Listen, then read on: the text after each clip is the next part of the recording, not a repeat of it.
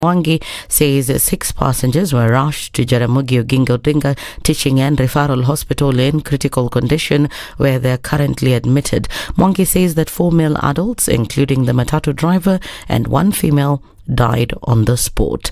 Eldoret residents and various leaders will today pay their last respect to world marathon record holder Kelvin Kiptum. Kiptum's body will be removed from the mortuary, and thereafter a procession that will see it go around the streets of Eldoret on its way to his home in Chepsana village will be held. Ahead of his state burial tomorrow, his family has expressed satisfaction to the autopsy report that stated his cause of death. Here's government pathologist Johansson Odor. The late Kelvin had severe head injuries. There were severe skull fractures, which were mainly at the base of the skull. The spinal cord had intruded into the cranial cavity because of the fractures.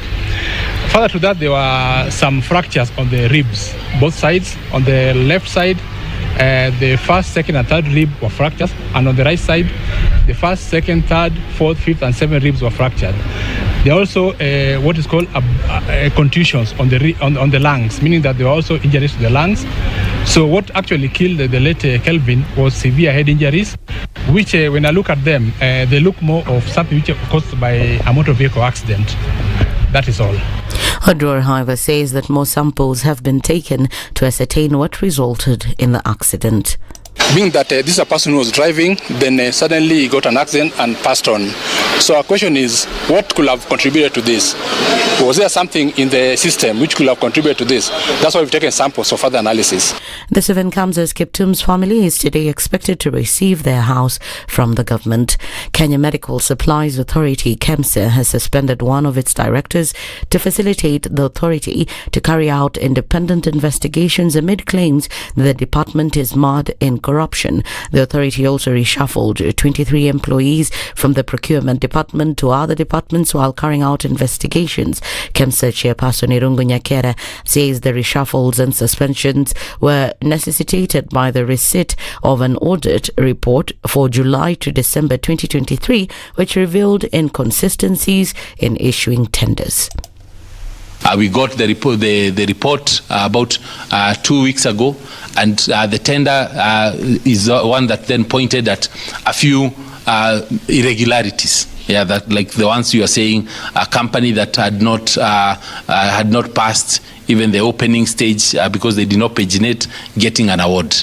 In light of the results of the audit and with a view to mitigate them, the acting director in procurement department was requested to step aside to independently respond to the audit queries that were raised. Secondly, several staff in the procurement department were reshuffled with an emphasis on those who had stayed at one station longest in a bid to infuse fresh thinking and rejuvenation of departments in the directorate. A police officer based in Gishungu, Kirinyaga County, has found himself in a trap of his colleagues who are conducting a search against illicit brew. County Commissioner Hussein Alasu, who led the operation, said Officer Stanley Ithuru has been arrested for owning a club that sells alcoholic drinks. Alasu said that the police officer will be detained and arraigned today. This comes just a few days after Deputy President Rigathi Gachagua banned administration officials from engaging in club business and selling alcohol. Hii kilabu tumetembelea hapa inaitwa Exciting Palace. Tumeambiwa ni ofisa wa polisi. Yeye mwenyewe amekamatwa na tutakisha kwamba atapelekwa mahali ambapo inahitajika. Tuko cooperation ya mabaa bado. That's the news wire. I'm Lea Ubaga.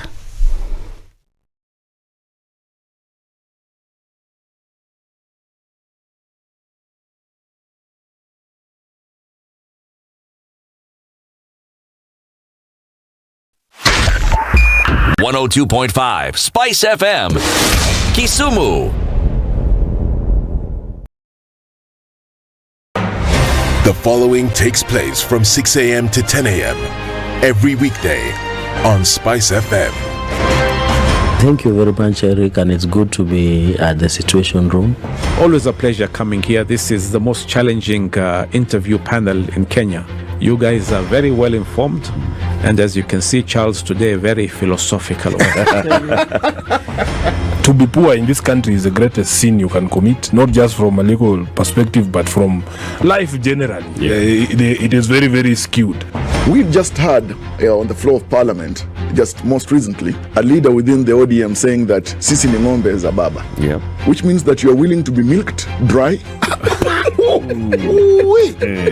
Hapo. You cannot force me to believe. I'll give way. If it's land that I'm told to return to you, I will. Okay? Because the court has said so. But I'll continue saying, watu wamenirusha. That's all that I'm doing. The Situation Room, Kenya's biggest conversation.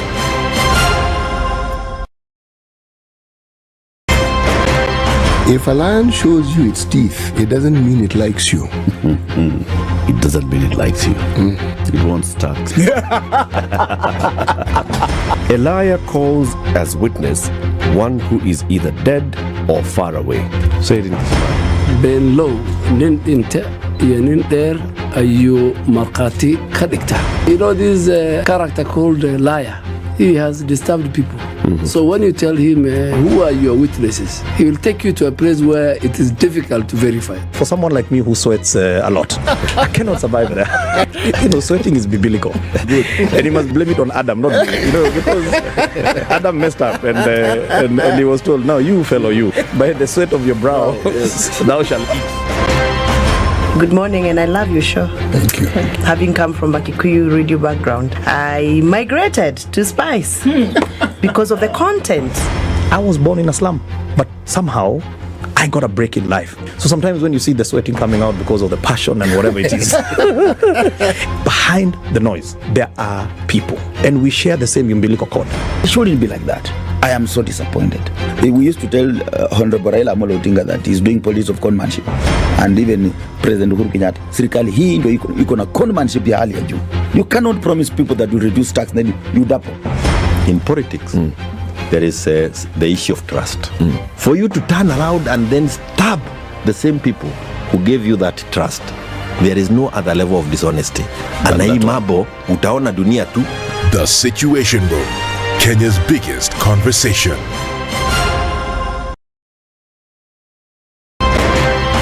Revenge is for children. It's for kids. When you grow up, you realize the best revenge you can take on somebody is to ignore them. Now, I'm just new in politics. It is not everybody's cup of tea. That's why some people come in one term and that's it for them. Political parties in this country do not have ideologies, whether luring or otherwise. And that is the effect of corruption. Any time an offense occurs anywhere in the country, it is the job of the Inspector General to look into it. Whether it is corruption, whether it is murder, whether it is petty, that is his job. If we have chosen to be a corrupt nation, then we produce corrupt leaders. Everything then becomes chaotic that you cannot be able to change a nation. The Situation Room, Kenya's biggest conversation. It's critical that people pay taxes. But then taxation has to have a limit. When you start overtaxing people beyond certain limit, then this is now we call robbery with violence. We are all struggling, but we don't show. If you're not doing well, shame on you. But you have to say, I'm broke and I'm struggling. We are not okay until everybody is okay. We are pretending to have political parties. Why don't we just be honest? And we say, these are the Luyas, these are the Kambas, these are the Kikuyus, and we find ourselves in Kenya. You know, with politics and leadership, no matter what you do, there will always be a complaint.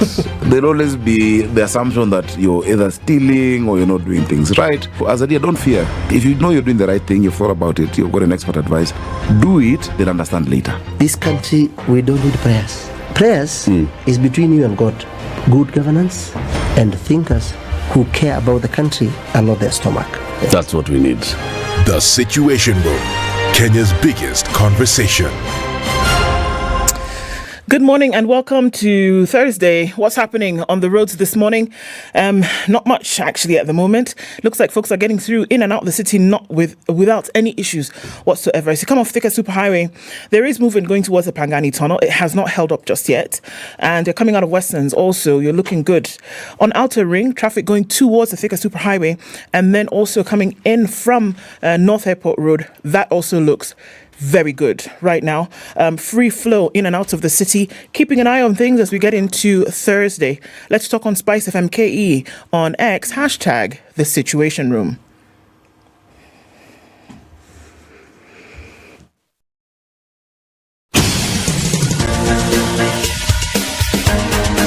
This is The Situation Room, the home of hard-hitting political commentary and penetrating insights about the state of the nation. This is a talk radio experience like no other. The Situation Room, a place for hard truths, debates, and elevated conversations. The Situation Room, witty, political, engaging, deep, controversial. In the room, we have C.T. Muga, researcher, academic, seasoned political observer, a fountain of wisdom in these politically uncertain times. Ndu Okoh, Nigerian by birth, Kenyan by choice, communications expert, Pan-Africanist, a truth seeker and believer in people power, and Eric Latiff, agent provocateur, the man in the chair, seasoned journalist, news hound, a man who believes in punching up, not down.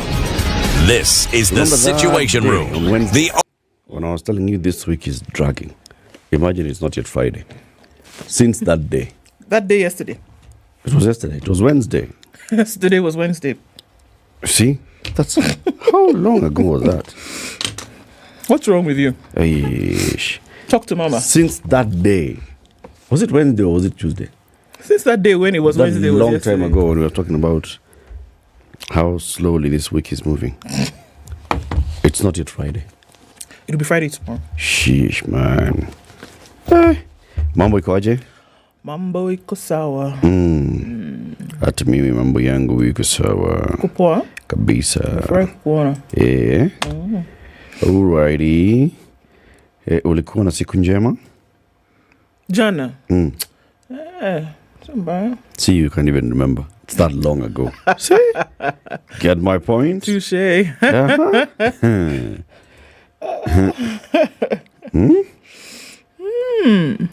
Otherwise? Poa sana. Yeah. I'm looking forward to this program. Okay. Yoni poa basi. I know you're looking for something. When your speech starts to lapse in that manner, kuna kitu unatafuta. So I'll just allow you. What exactly can I help you? To tafuta it? You want me to tafuta? Tafuta it. Right. Now I've just seen a post here from the office of the 4th President of the Republic of Kenya. What's he up to? The retired president paid a courtesy call on Her Excellency Samia Suluhu Hassan, the President of the United Republic of Tanzania, at State House Zanzibar. Uhuru wako Zanzibar. Just seeing things. Anapiga sherehe wa. Piga sherehe. The former president had earlier attended the first international colloquium on promoting cross-cultural linguistics and economic diplomacy for sustainable futures in Dar es Salaam. Hiyo si ni sherehe? Hiyo ni sherehe. Tisdu at colloquium, post-cultural linguistics, no two ways about economic diplomacy, sustainable futures. The meeting was in Dar es Salaam. Then he was in Zanzibar meeting the president of Tour. Piga sherehe. Tarol, ameritaya bwana. Surely. Haya. Mzee is here. Let him do the thing that he usually does. Empty the bag. Secure the bag. Onto the table. Let me tell you what we'll be discussing in the meantime. Due to great public demand, the conversation that we had the other day with the founder of eCitizen and CEO of Webmasters Kenya, James Ayugi, we promised to have a part 2.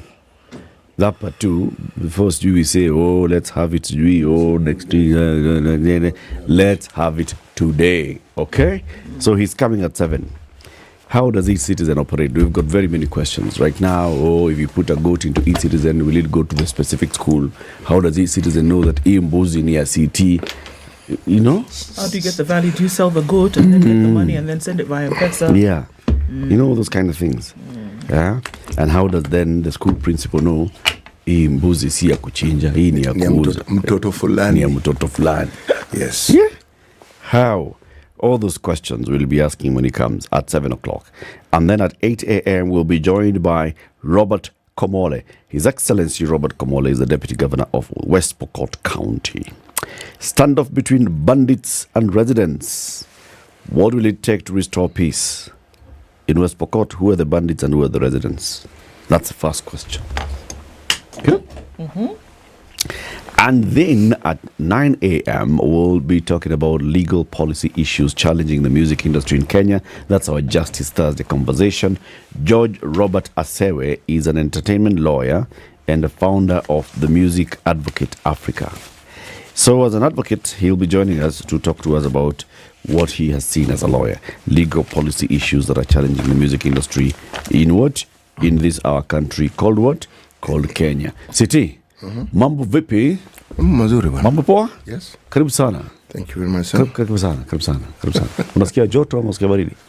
Hivi sasa wajua, kabla utaje mambo ya joto ni kwa sawa. Lakini sasa umeitaja nasikia joto. Haya. Vua jacket. Kwa mimi natoa jacket. Vua jacket. Kama mvuvi wa samaki. Mvuvi. Sawa baba, nakusikia. Kuvua samaki. Fish. Fish to fish. Fish. To go fishing.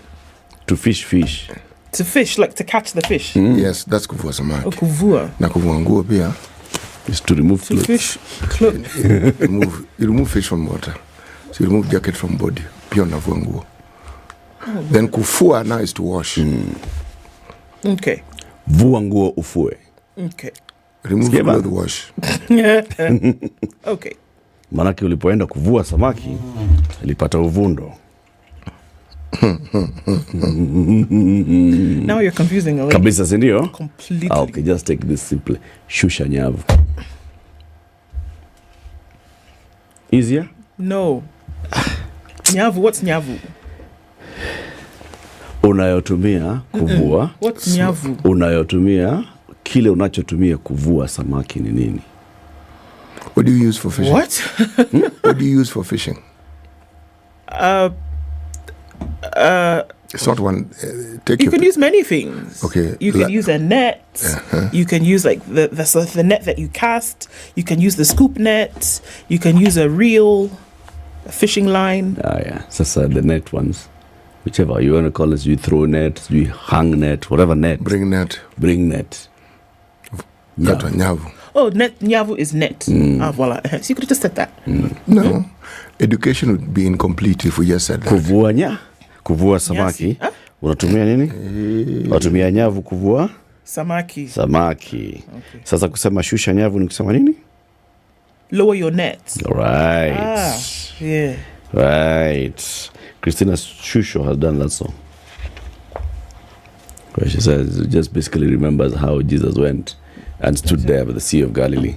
And these guys, seasoned fishermen, they've been doing this for many years. One of them is called Peter. Yes. Guy is known in that village. Peter, he brings big fish. This one night, no fish. Asa come some kachap, who is a carpenter Okoh in Ngong Road. And he's known. Right? Kila mtu anajua, this guy is a carpenter pale Ngong Road. Not a fisherman. Comes and says, well, Peter, take your nets that corner over there. That corner there. Peter looks at this guy and wonders, stick to your lane, unataka brother. kunifundisha kazi yangu? Umekaa ukaniangalia ukaona kazi yangu. Kazi yako umemaliza kutengenezea watu mbao na stool.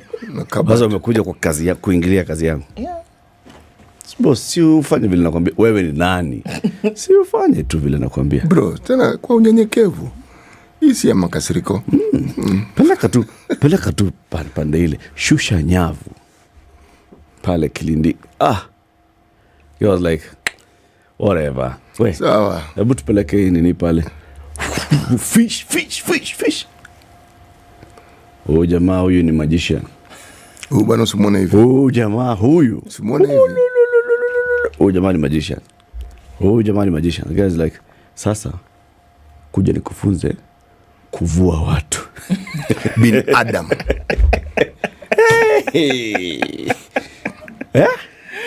The guy, this seasoned fisherman with good going and growing business, stops that business and follows this carpenter. Yes, no. To go and do this thing that he's being told.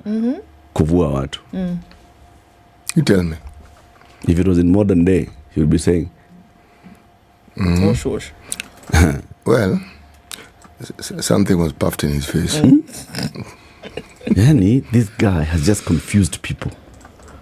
You stop doing what you are doing and you start following him. And it started with Peter was just one of the seasoned fishermen. There were others. Seasoned. It's what they did for a living. That's what they knew. And just because this one day he told them Pelekani Nyeri Palevi and he told fish to go there. Anyway, the live streams are up on YouTube and Facebook. Let's hear where you're tuned in from this morning. We will be saying hello to you after Ndu gives us the weather forecast. Just tell us it's hot. Actually, in Kenya. Okay? It's cold in the rest of the world. Bus. This is the Situation Room, the only way to start your day. The weather with SpiceFM. 17 in Nairobi, it's 15 and clear in Nakuru, and 14 and clear in Nyeri. 16 clear conditions in Eldoret, and looking into a clear Mombasa, it's 27. Malindi at 27 is clear as well. Clear conditions at 21 in Kisumu, and clear at 19 in Kakamega. Kampala this morning is partly cloudy at 21, while at 27 Dar es Salaam is mostly clear, and we're looking at sunny conditions at 26 in Mogadishu, 11 and clear in Addis Ababa. It's 18 and cloudy in Johannesburg, while at 28 Lagos is partly cloudy. Kinshasa is cloudy at 25. It's 0 degrees and mostly sunny in Beijing Thursday afternoon. Paris is cloudy at 12, while London is cloudy at 10. Wednesday night is 2 degrees and mostly cloudy in New York. Mature, intelligent talk every morning. Spice up yourself.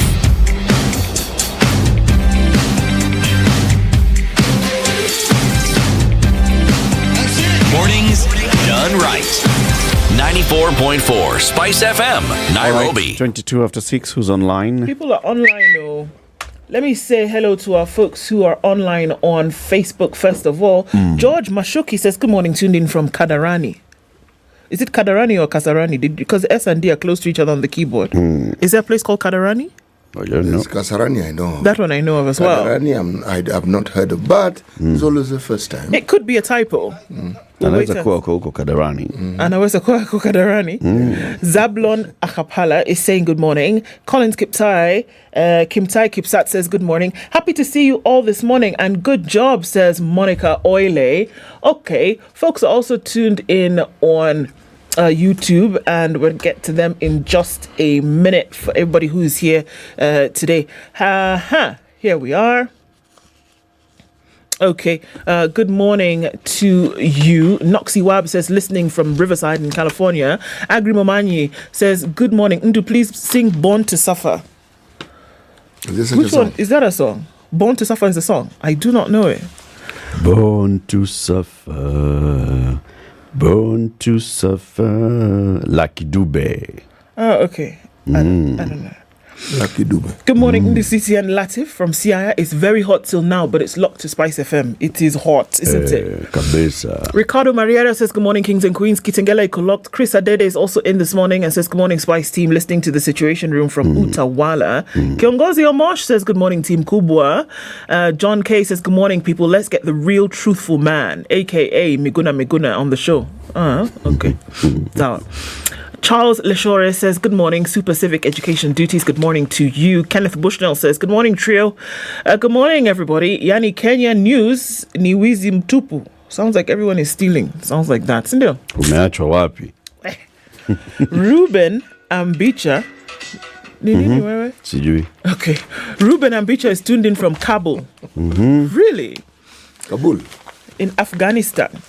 Kabul. True. You think people just get on YouTube? How is it pronounced? Kabul. It's Kabul. Wachana watu wa Iraq. You think people just get on YouTube and say they call it Kabul. I'm in Reykjavik. And Baghdad.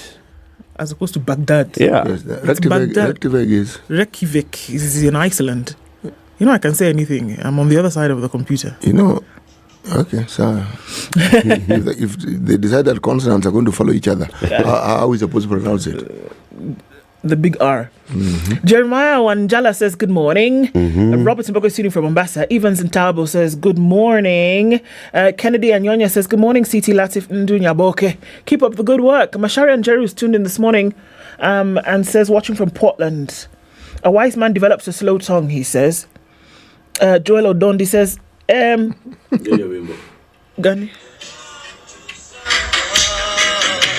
That's what Joel Odondi says. Born to suffer. Oh, somebody else. Is born to suffer. Joel Odondi is the one who is saying everybody's tuning into the situation. Why should Kansas be left out? Because that's where he is. Good morning. Mogere Kinara is traumatized by Dr. Ekuru Okot's tweet on X. What did he say? George Okoth is greeting everybody, including Ednah Yego, and says, I love you guys. Mature, level-headed discussion. Asante Sana, thanks for always being here every morning. Jennifer Tenyi is also here. Raphael Kige, Jeffrey Mogaka says, I'm listening from Ndivisi in Western Kenya. Looking forward to a great show. Nyaboke awe na siku maridadi. Sawa. Amesikia.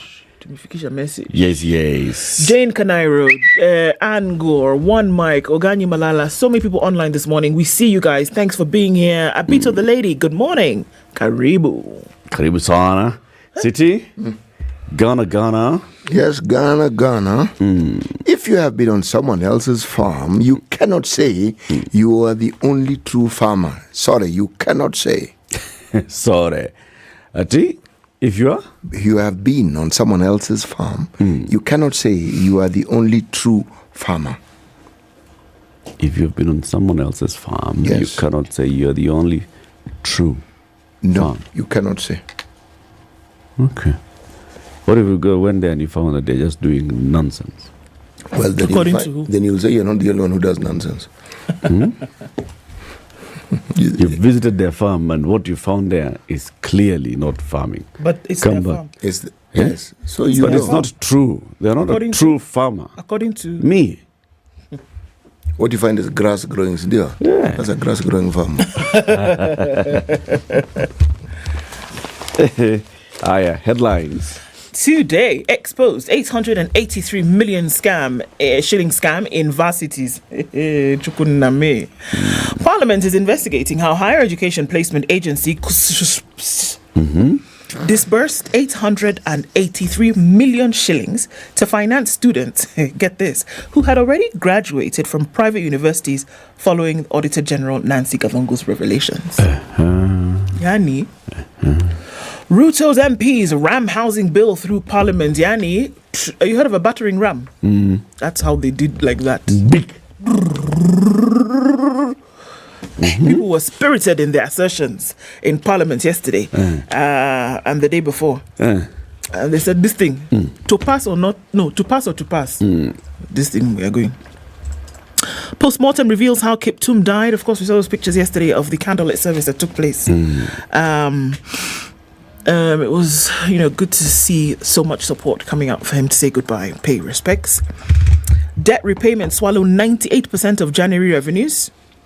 And while that's happening, Ruto has added 3 trillion. It has been swallowed. Have you been swallowed? Chili Jakes. I know. While that has been swallowed, Ruto adds 3 trillion shillings to public debt. Why not? We might as well just keep going at this rate. And apparently Raila's succession is a discussion that's being had. By whom? The people who want to succeed him. Yeah. Titans are lining up to take the mantle. Okay. You have something? Yeah, we just received a message from the Treasury PS, Dr. Kiptum. He was to come tomorrow morning. Says kesho ni mazishi ya Kiptum. Sasa unajua. So, next week. Anyway, tuendelee. Yote ni maendeleo. Hata next week na nini? Na City na Star. Oh. Top right hand corner. Still green. Big financial blow. Private varsities to refund 219 million as MPs start investigation. Yes, these investigations that MPs conduct, I saw. And then just conduct another one. Let me just I'll give you this one, the figures in the other hour. No problem. All right, I'll give it to you. Okay. Just the amounts at every university from Nazarene to Uma University, how much they've received over time. How much they've received? Yes. Okay. Joho versus Oparanya. But hold the thought. Lawyer Odhiambo speaks on her ambition to become Law Society's 51st president. Story on page 9. Okay? It's a young lady who was here a while back, remember? Yes. Weather update. Just in case you thought it was going to continue being hot. Heavy rain forecast for the March to May planting season. Weatherman says. Weatherman has spoken. All right. Big dreams. How Nairobi Governor Sakaja intends to spend 43 billion in proposed 2024-20/25 budget. Okay, as how our money is going to be spent for us in our county. County. TT. Okay. He priorities better health. That's what he says. Okay. Then bang in the middle of the paper.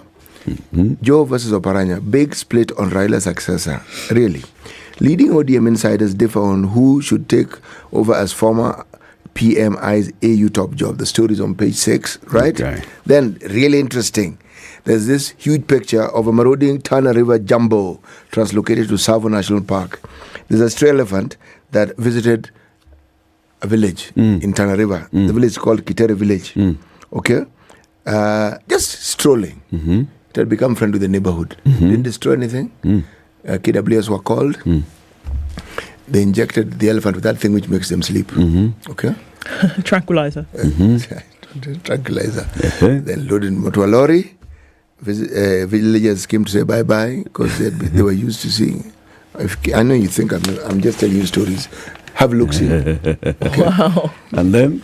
They took jumbo elephant to Tsavo, where there are more jumbo elephants like him. So where had it come from?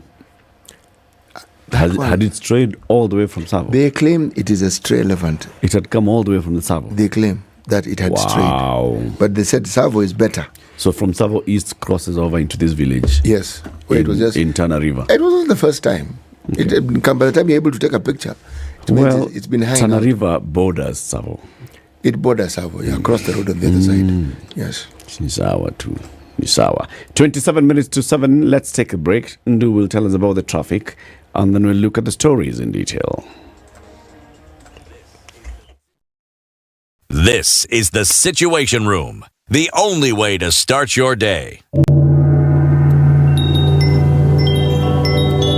I've got a plan that makes me even more relaxed than a Buddhist monk in a luxury spa.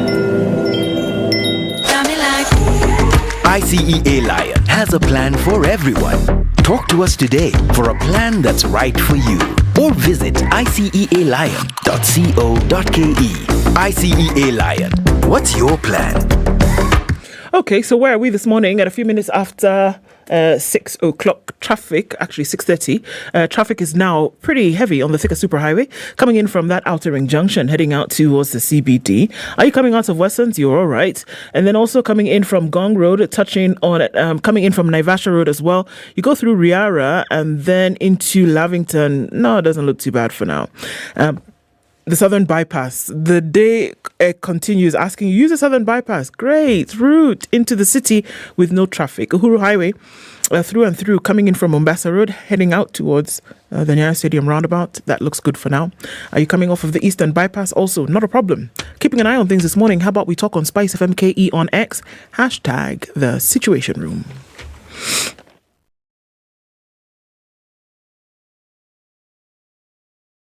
Mature, intelligent talk every morning. Spice up yourself.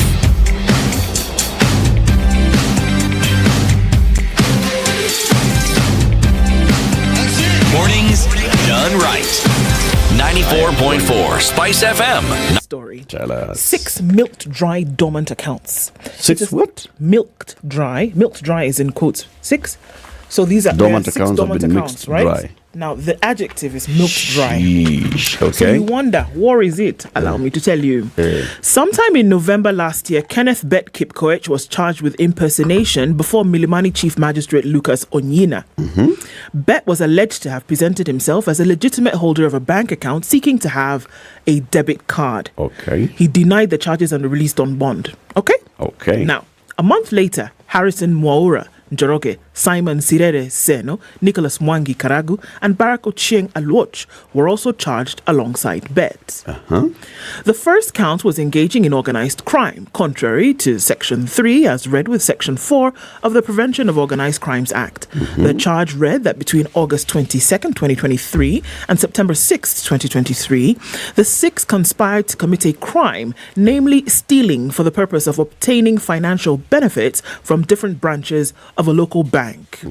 All the six denied the charges. However, their case is a blockbuster, with security agencies claiming that Bet's arrest and investigations by the Bank Fraud Investigations Unit unearthed an alleged syndicate that is milking dry, dormant bank accounts. Wow. In the case, the alleged victim, Kelvin Kamunyo, is listed as the star witness. The six suspects are accused of illegally obtaining Kamunyo's bank details, impersonating him, applying for a debit card, and finally getting his money. The Director of Public Prosecutions, Renson Ngonga, approved a total of 11 counts. They include stealing 2.5 million shillings from a bank account belonging to Kamunyo. Bet is said to have been the first suspect to be arrested, which we see. The police claimed that what gave him away was his failure to answer questions relating to the accounts. Yani, you can't tell us when you open the account. You can't tell us the phone number, last three transactions, blah, things like that. So he faces 3 other separate accounts of impersonation, forgery, and uttering false documents. Can you utter a document? It was alleged that on August 21st, 2023, Bet falsely presented himself as Kamunyo in another branch at Naivasha, where he sought for customer account statements. Do you see what's going on here? So first you wanted a statement. Yes. So that he can answer those questions. Last 3 transactions, blah, blah, blah. Exactly. Clever chap. Tuendelee. According to the particulars of the charges, the state further claimed that on the same day, he presented himself at another branch in Olkalau in Nakuru County and applied for a debit card in the name of Kamunyo. So he's gone. Get statement. Go to another Olkalau, branch to get debit card. Taka ATM. Further, he's accused of falsely uttering a request form of Kamunyo's account and falsely applying for a debit card. So that's a different charge on the same action. All this time, the state claimed that Bet was presenting himself as Kamunyo to the bank tellers. The police indicated that it was Bet's arrest that gave away Mwaura and the others. From the charges, Marua is at the heart of everything, as the state claims he got the information from an insider. Inside the what? The bank. That is why Sirere, who happens to be a bank employee, was charged with an unlawful disclosure of personal data. You should not, as a bank employee, offer up data of an individual to another individual if said is not the individual on the account. Capish? So guy works for bank. Guy monitors accounts and says this guy has money in the account, has not transacted on this account for so long. This account has been dormant. We have sent him SMS 1, account dormant, please come and please activate. SMS 2, nothing. Sasa wefanya hivi. Ebu fanye hivi vile unafanya. Tutoa hii pesa. Iko na ngapi hiyo account? Iko na 2.5 million. Sawa. Enda ufanye hii na hii. Shocker who? Shockeroo. The case. So the bugger went to Olkalau and did not answer, could not answer questions. No. First went to Naivasha. Got a statement. Get a statement. Even with the statement, when now you ask questions so that you can be given a debit card, Uncle was not able to answer the question. So they said, wait a minute. They're looking at the guy. You know, as a bank teller, this guy, the way he's talking, Kamunyo. Lekuwa nataka kuapply kwa ATM. Unaitwa nani? Bet. Sema naitwa Kamunyo. Nani? Chenangu ni Kamunyo. Bunka hapa kidogo. With modern technology. Just listening to this guy. Tunaitwa nani? Kelvin Kamunyo. So looks at the account details. Kelvin Kamunyo. Looks at the picture. Looks at the other details of this guy, Kelvin Kamunyo. Looks at this chap here. Ebu.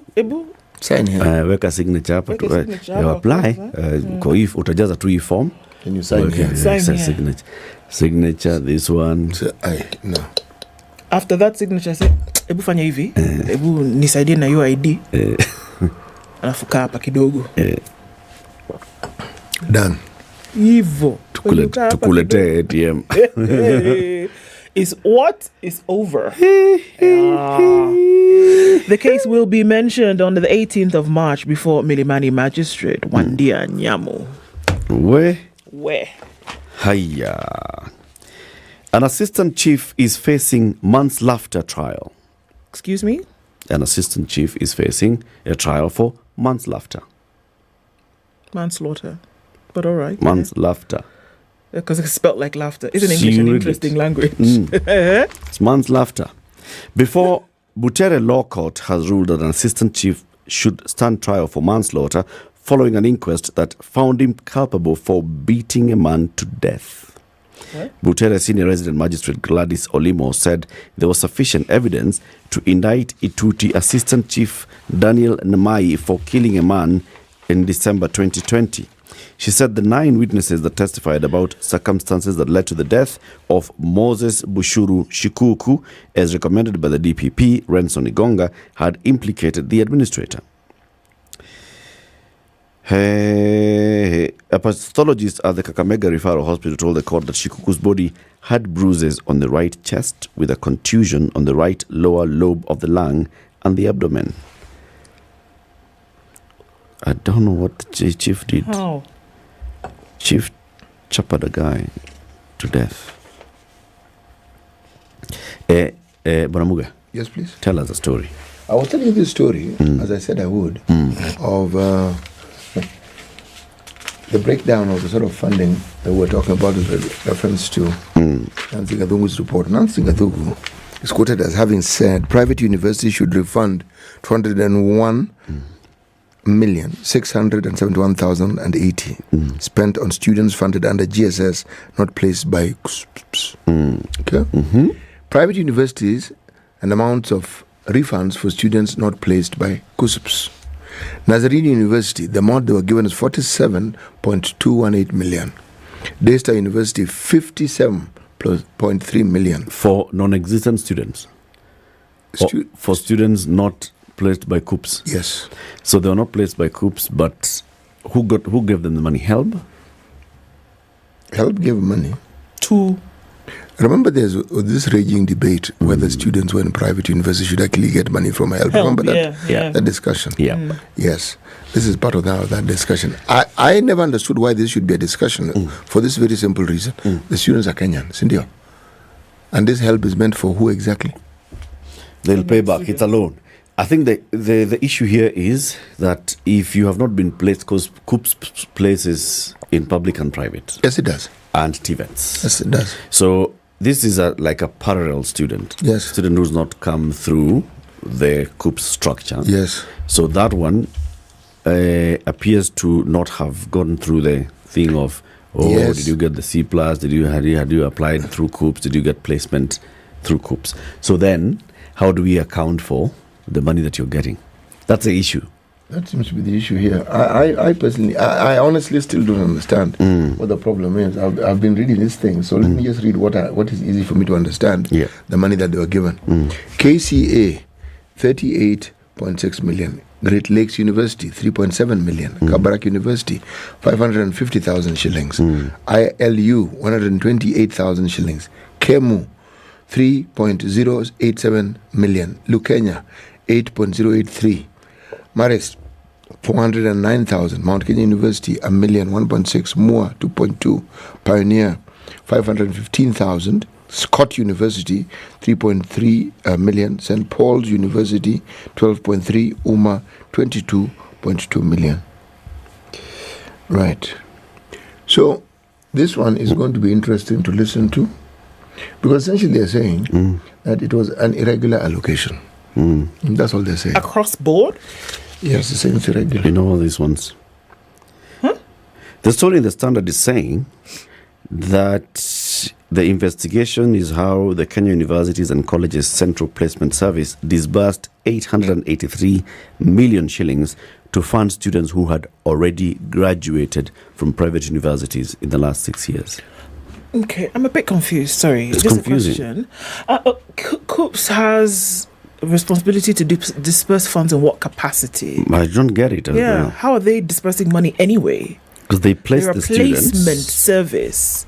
They place students in universities based on their selection, which they make in Form 4. They are claiming here that their students were supposed to be government sponsored. The question you're asking about the Students' Loan Board. Now, if you haven't been sponsored by government, meaning it's documented that you're a government-sponsored student, that's the GSS that we're talking about, and you receive an allocation. The complaint here is, how did these people get an allocation from government, and yet they're not government-sponsored students? But I'm trying to understand how KUPS has the money to disperse in the first place. There's a tale on this, hangs a tale. Yeah. There's a 2016, what do we call it? Ruling government. No, there was a push by Parliament to rescind in 2016 the allowance that was given by government for people, for KUPS to what? Disburse and place students in all universities. Remember that one? All. Whether it's private, public, so long as you're Kenyan. Now, there is the discussion about Parliament saying, no, we don't want this one. It's only students who are in government universities who should actually receive this. Now, the 201 million that I speak of happens to be the amount of money that was disbursed. Now, the story about this one is that, according to the Star, they were not government-sponsored students. Right. So because they're not government-sponsored students, the money should be refunded. Now, the story you're reading seems to be another one. Seems to be a similar story, but approached in a different angle. Meaning this story angle. is multi-layered, isn't There's it? quite a lot of stuff going on in the same story. It's what do you call that split between government money and personal and out of pocket in universities? Remember what universities talk about? Yeah, boom. No. When universities talk about for every course, how Yes, much does it cost? yes. And then the government should be paying 80% of it, but the government has only been doing 30%. Yes. What do you call that? What's the terminology used? It's called not division. That, right? Yes, that division. So there is the money that now comes from the Ministry of Education's budget to fund higher education for those programs that goes directly to the university for this number of students, which is X per student. Yes. And that is now government sponsored. That is how. So it's supposed the to be government for sponsored tuition. is that one. Yes, that's the one. And they only use those now, the information that comes from KUPS. Because KUPS will tell you that we have placed this student in this university, student in this university. So government now releases money for those particular students. Money follows student. Yes.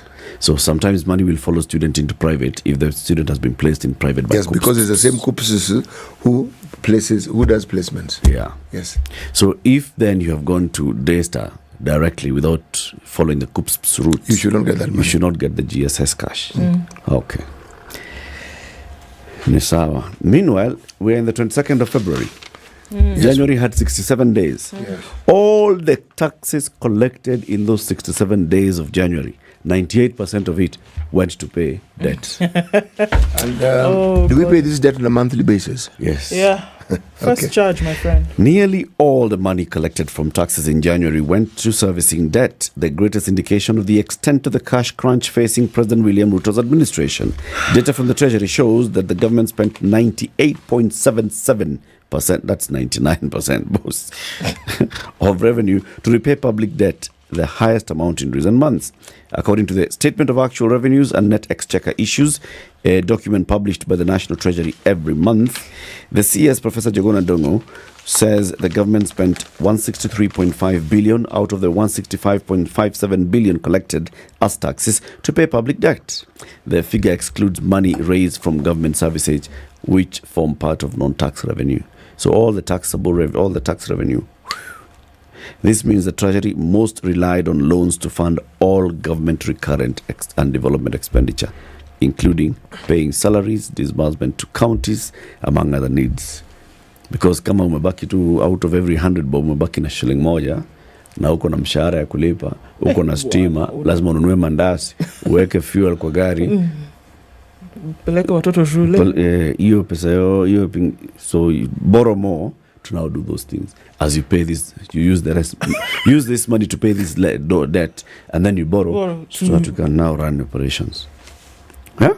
Comes against the backdrop of good news from President William Ruto, who says Kenya has avoided defaulting on its foreign debt repayment after completing the Eurobond buyback. Speaking in Naivasha yesterday, he said the government had bought back a substantial part of the $2 billion Eurobonds obtained in 2014. The Eurobonds were scheduled to mature in June, but we have settled them by paying $1.5 billion raised on February 12th. We have settled them. Ile pesa tulichukua kwa Eurobond juzi, all 1.5. We have gone to pay that 2 billion Eurobond. It's all settled. It's partial. It's partial. It's partial settled. Yes. It's just some 500 million left. You see, we are collecting money. The president, flanked by National Treasury officials, said the buyback and new bond issue will have a ripple effect on the currency and the cost of living.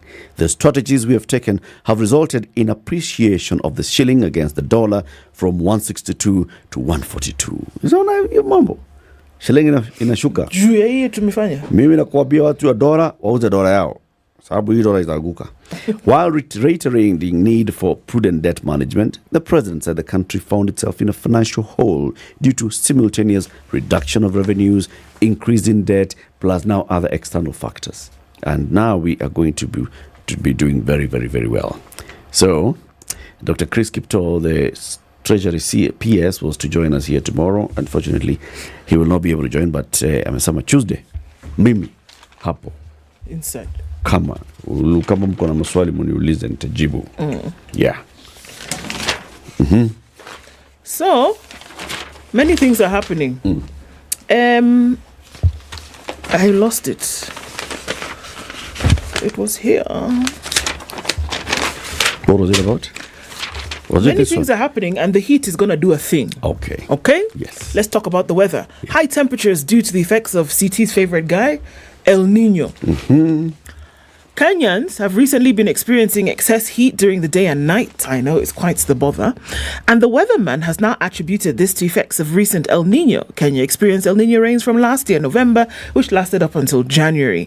Yesterday, the Kenya Meteorological Department said the current high temperatures were expected. So don't worry, it's just, part of what's going to happen anyway. If you remember him, his name is Richard Mwita, and he said the current high temperatures being experienced in the country were expected considering January and February are dry months. He added we're coming from October to December rains, which were linked to El Nino rains. Following the El Nino enhanced rains, the atmosphere is normally warm due to the sea surface temperatures linked to El Nino conditions, which are still persisting within our region, especially over the Indian and Pacific Ocean. You know those ones? Where they emanate from, and that is what is fueling the high temperatures. He said places like Mandera, Marsabit, and Garissa could be experiencing high temperatures of over 35 degrees. All right.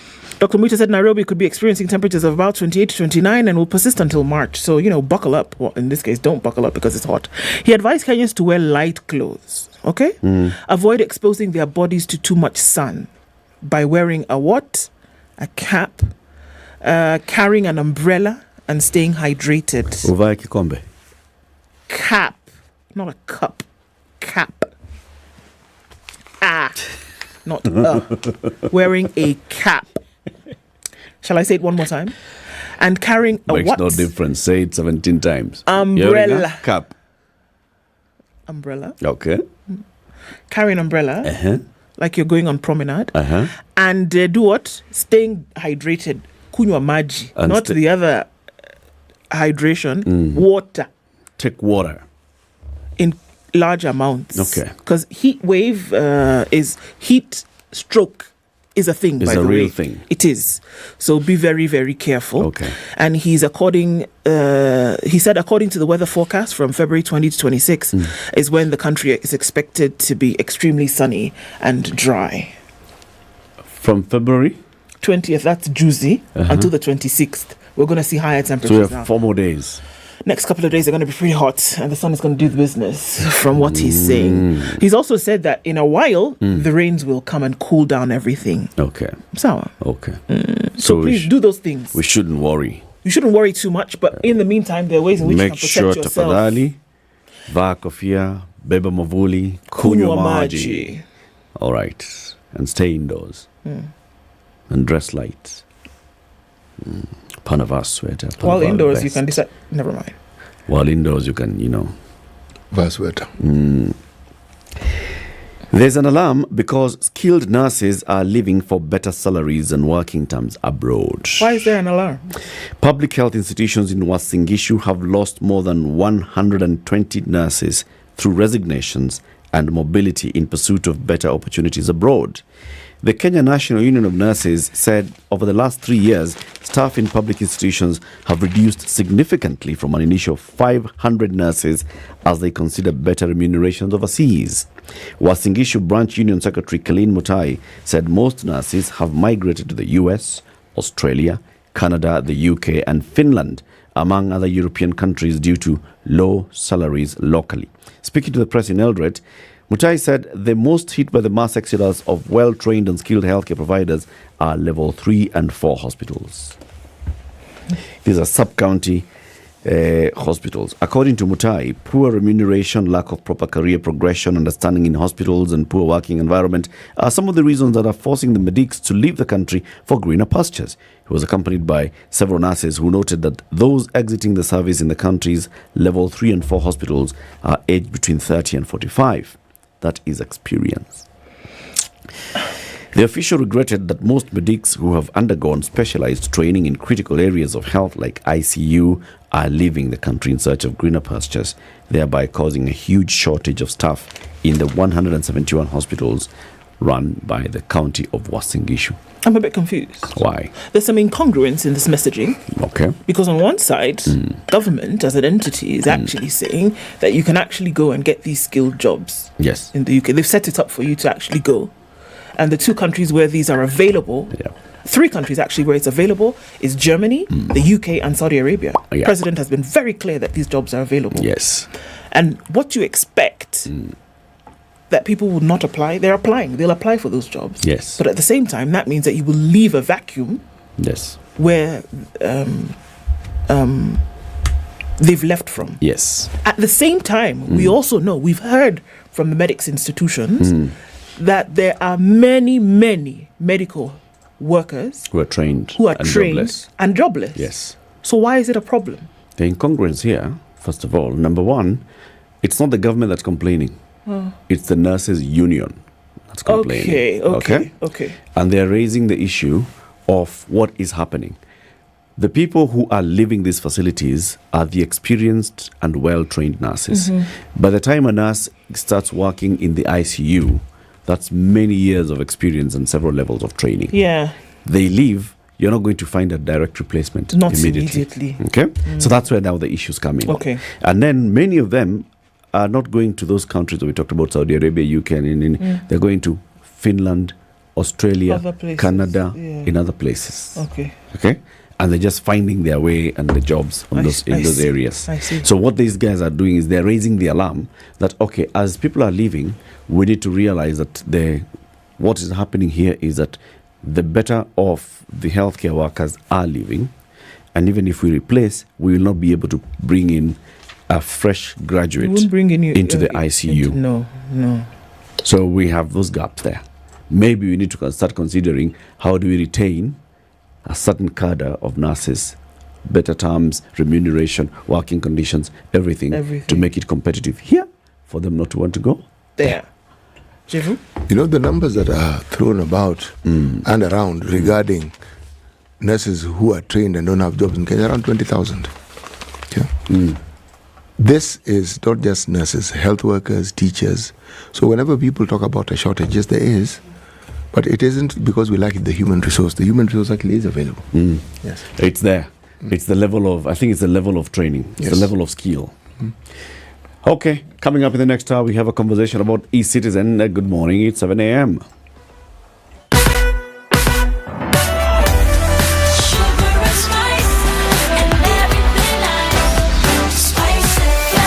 spice up your life. Vibes Radio. The news at the top of the hour on Vibes Radio.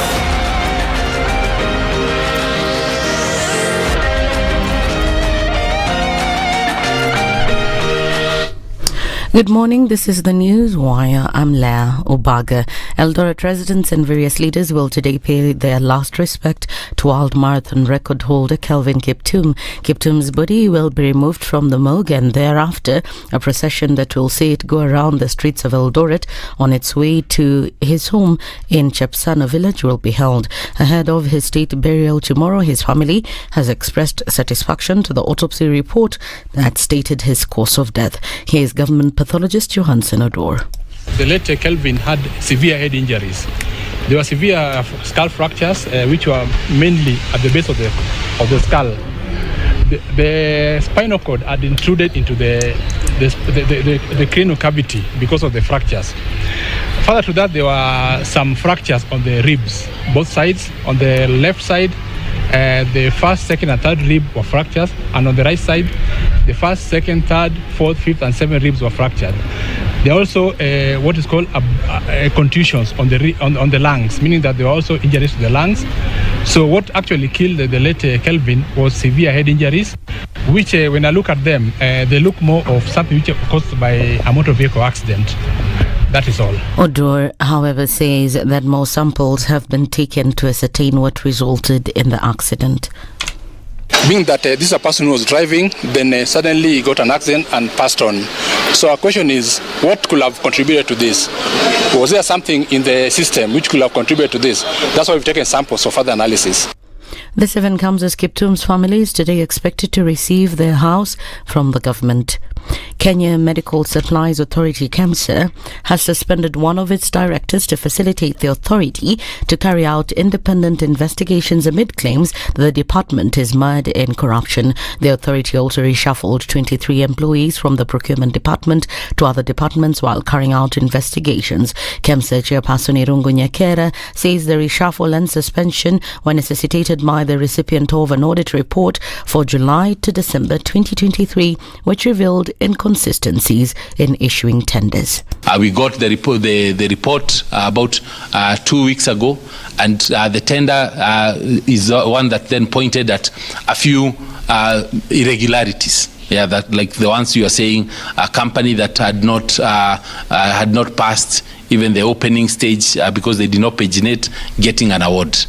In light of the results of the audit and with a view to mitigate them, the acting director in procurement department was requested to step aside to independently respond to the audit queries that were raised. Secondly, several staff in the procurement department were reshuffled with an emphasis on those who had stayed at one station longest in a bid to infuse fresh thinking and rejuvenation of departments in the directorate.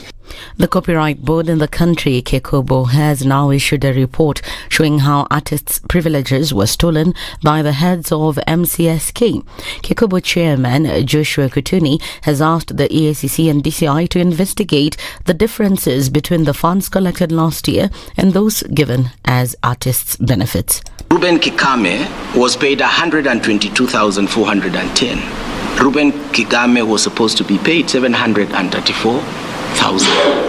Otile Brown, who was paid 120,000, should have been paid 720,000. Where is 500,000 for Otile Brown? Marakwet's daughter, she's called Millicent Chipkorir, aka Marakwet's daughter with a hustle, Mali Safi, was paid 108,000. Upon our own internal analysis, she was supposed to be paid 640,000. Kekobo has also raised an alert over the high-level salaries that are paid to MCSK workers while the artists drown in poverty. A CEO earning 1.3 million. In a year, a CEO should be ashamed of earning 14 million and distributing 7 million to the artist. A board that earns, the entire board in a year of MCSK gets over 14 million in allowances, only to distribute 7 million. That's the Newswire. I'm Leah Obaga.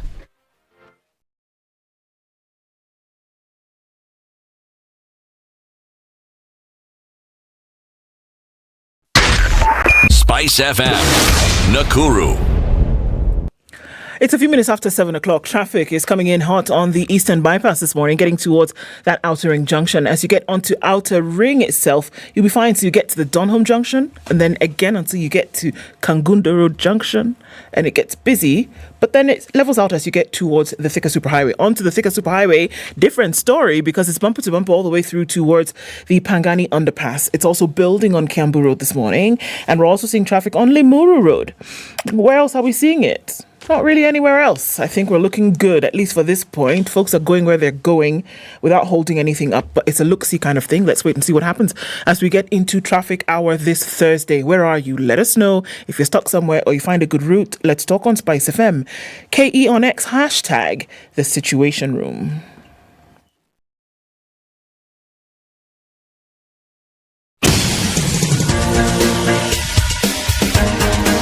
This is The Situation Room, the home of hard-hitting political commentary and penetrating insights about the state of the nation. This is a talk radio experience like no other. The Situation Room, a place for hard truths, debates, and elevated conversations. The Situation Room, witty, political, engaging, deep, controversial. In the room, we have C.T. Muga, researcher, academic, seasoned political observer, a fountain of wisdom in these politically uncertain times. Ndu Okoh, Nigerian by birth, Kenyan by choice, communications expert, Pan-Africanist, a truth seeker and believer in people power, and Eric Latiff, agent provocateur, the man in the chair, seasoned journalist, news hound, a man who believes in punching up, not down.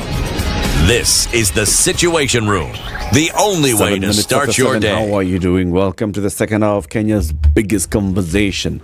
Do you have an account with EcoBank in Kenya? Well, that account is operable in very many other parts of the world. Indeed. 35 African markets, 4 markets outside of that. We're not even talking about the number of branches that are available. But here we are saying there's one platform that you can plug into. You don't have to change anything, save basically your location. And when you do that, seamless banking continues. Seamless transactions. You're carrying on as though you never left. And EcoBank says, you know what? Let's do it better. Let's make it so that you don't have to think twice about how you're going to operate should you move from one capital to the next, from Johannesburg to Lilongwe, from Lilongwe to Lome, from Lome to Dakar. It doesn't matter. Plug in and play. It's a better way. It's a better Africa. Yes, yes, indeed. Do you have a plan?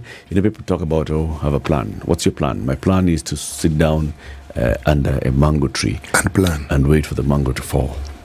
And I'm going to maybe eat the mango, or I'm going to throw the mango at somebody passing. Whatever you want. As long as that's your plan, it's okay. It's your plan, as long as you've got a plan. Now, can you have that conversation about your plan with ICA Lion? Because that's what they're saying that you should do. Right? Like cities, you have a plan. Of course I have a plan. Yeah. Yes. Very many plans you've had over time in life. I will continue having many more. And you keep iterating plan A to plan B, plan B to plan C. And reflecting. And looking. Determining how far I've gotten with one plan before I embark on another. Yeah. Like so. Yeah. And it's important sometimes to have a conversation with somebody and tell them, okay, so this is the plan. Better and so they tell that you, person, sort you out. Somebody who is a financial advisor. Understands money matters. Not money. Money matters better than you do. Yeah. Why? Because that's what they deal with every single day. On a daily basis. And life is about money. You know? Life is about money. And you said, how old will you be in the next 30 years? I'll be 95. 95? Yes. See, still have a long time. Man is a long time. Still a young man. So I keep advising you, CT. Don't listen to Take advantage of your youth. Don't listen to this UN proclamation. Still have a time. Still have time. 60. Forget it. You're a young man. 6-year-old. Yeah. It's all about how you feel. City, how do you feel? I feel fine, actually. See? There you go. Doesn't make me young. Just means I feel good. You're still youthful. Youthful is true. Very but good. Young, no. Definitely not. No, I'm definitely not young. You're youthful. Yes, I'm youthful. Not youngful. Talk to ICA Lion. Go to icalion.co.ke, or you can even email them info@icalion.co.ke. Get to talking to them, and they will help you with your plans. Now, not last week, earlier this week, we had a conversation about the e-citizen platform. And the person who worked on that platform created it from the ground up, from the very beginning in 2008 up to what it is now, offering so many thousands of government services, is James Ayugi, who is the CEO of Webmasters Kenya Limited. That's a company that worked on it and is still working on it. He's back because we didn't exhaust that conversation. James, karibu sana to Kenya's biggest conversation. It's good to have you here today again so we can continue understanding this platform. City will welcome you with the day's proverb. City. Yes. The proverbs this week are from? Ghana. Okay. The Republic of Ghana. If you have been to someone else's farm, you cannot say you are the only true farmer. If you have been to someone else's farm, you cannot say that you're the only true farmer. Yes. James, what's your interpretation of this one?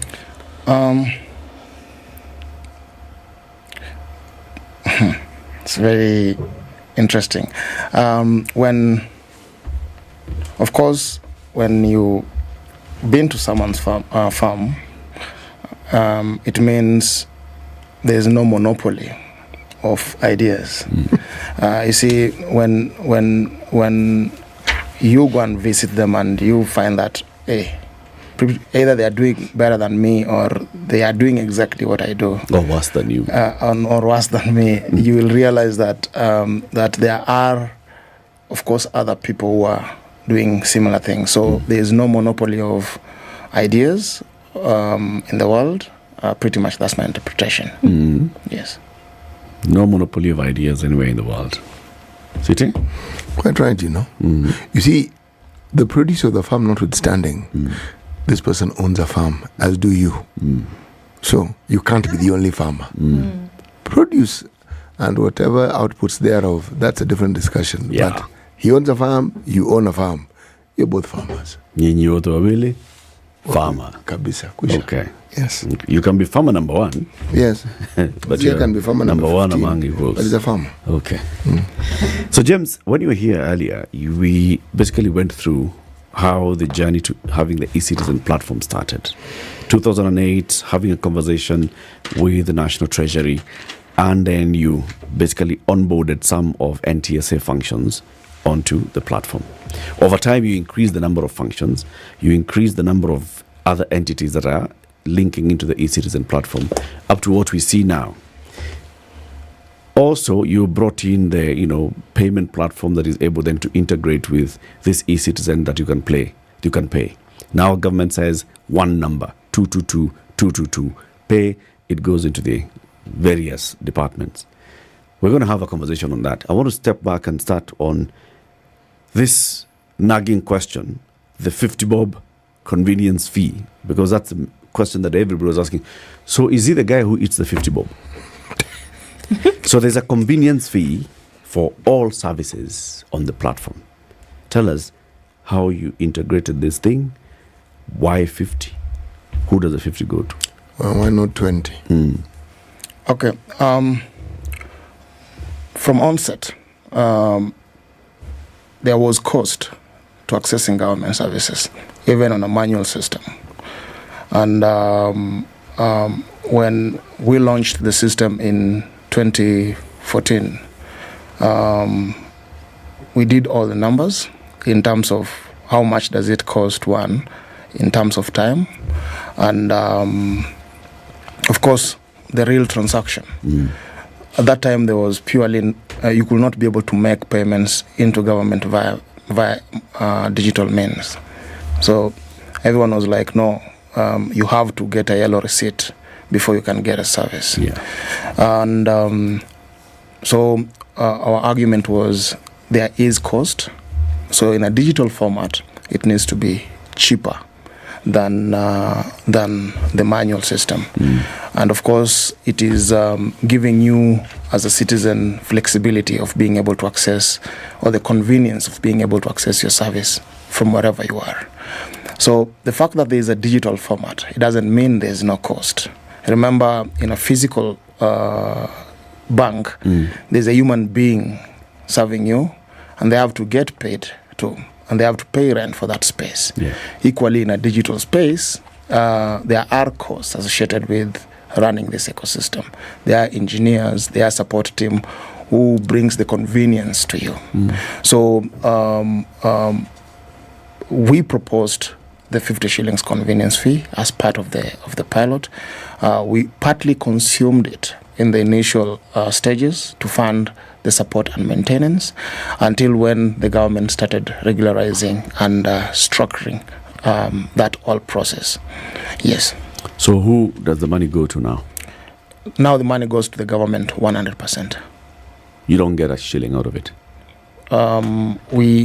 We are paid by the government, but we don't know where they get the money. So if it comes from the convenience fee, you don't know. We don't know. What do the mobile network operators, how much do they charge for this service? Their terms and conditions apply. Yes. And is there a fee part of the 50? No. Each one of these providers charge their own transaction charges. Oh, so the 50 is purely all of it going to the National Treasury? That's correct. And we are saying that this is the cost of this service?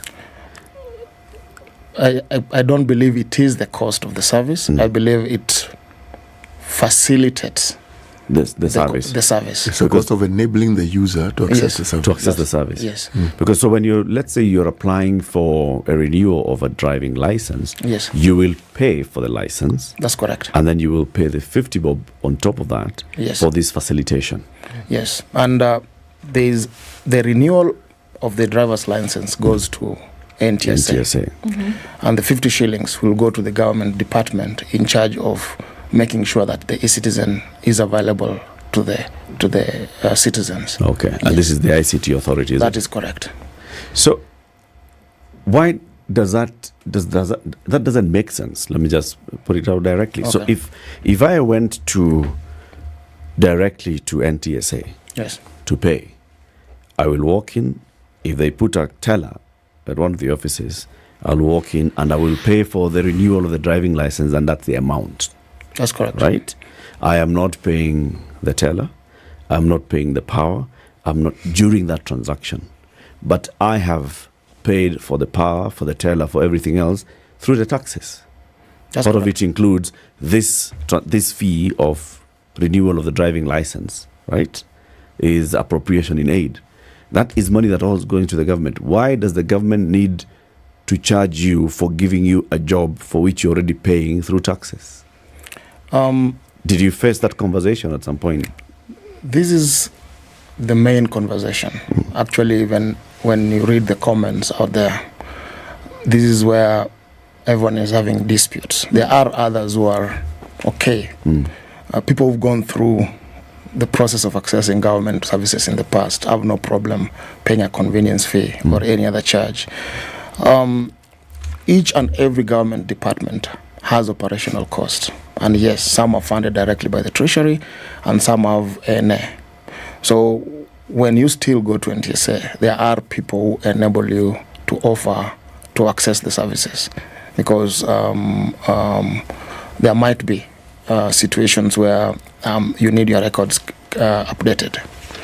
But remember, even up to now, most of the government programs are being funded by other parties or other partners.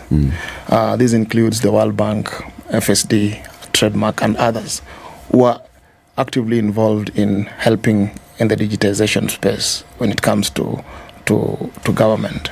So even from the past, there's never been enough budget allocation for digitization. And of course, as we go into the future, I believe there will be enough revenue that is going to make it more sustainable. So in my opinion, it is justified.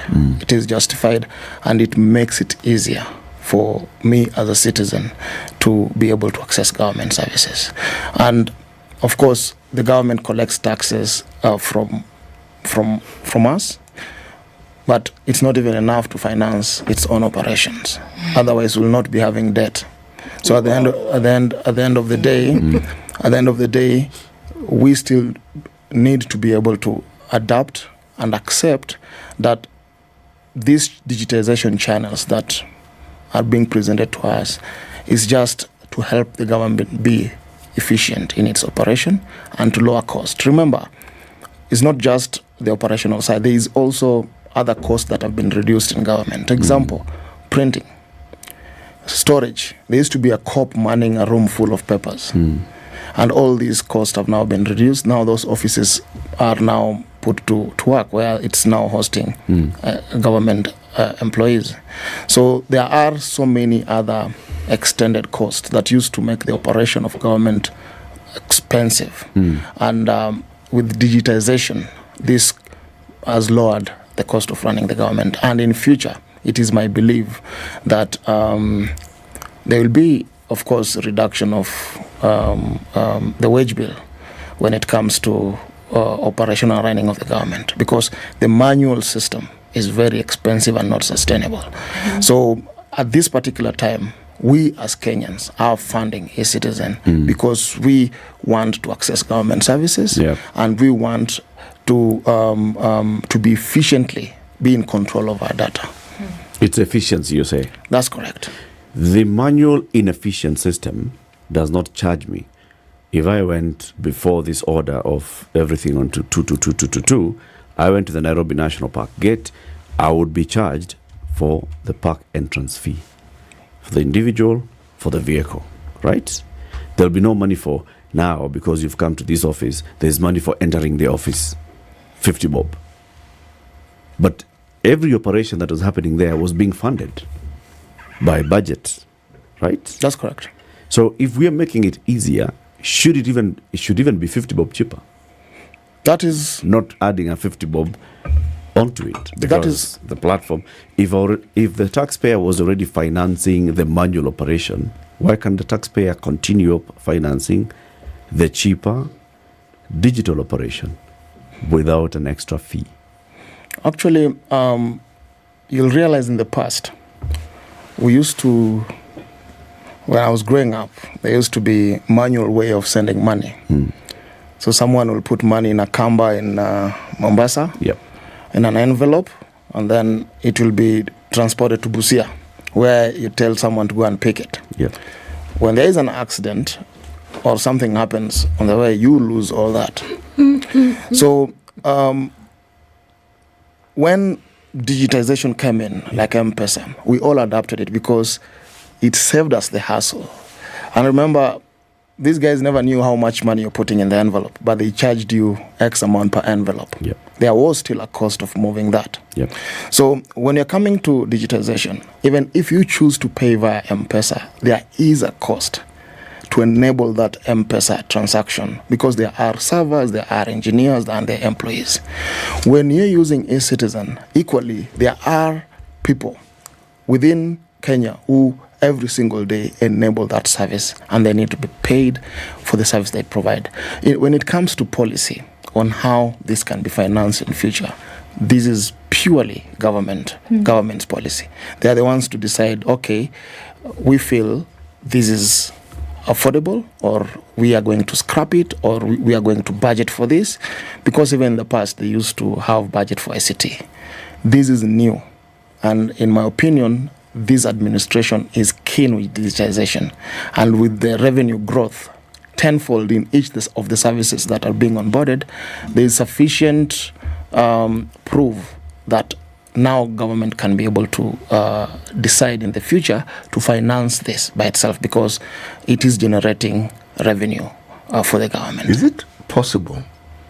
Is it within the realms of possibility that perhaps when you are charged the fee, the Eric gave the example of going to a game park, that everything we're talking about is included in that fee? Because we never query how much the gate charges are. The questions, are you a citizen, are you a resident, and you pay. Is it possible? Or is it an interesting business practice when you consider the usage, every usage that the person has, and apply a cost to it? Like, for instance, banks and ATMs.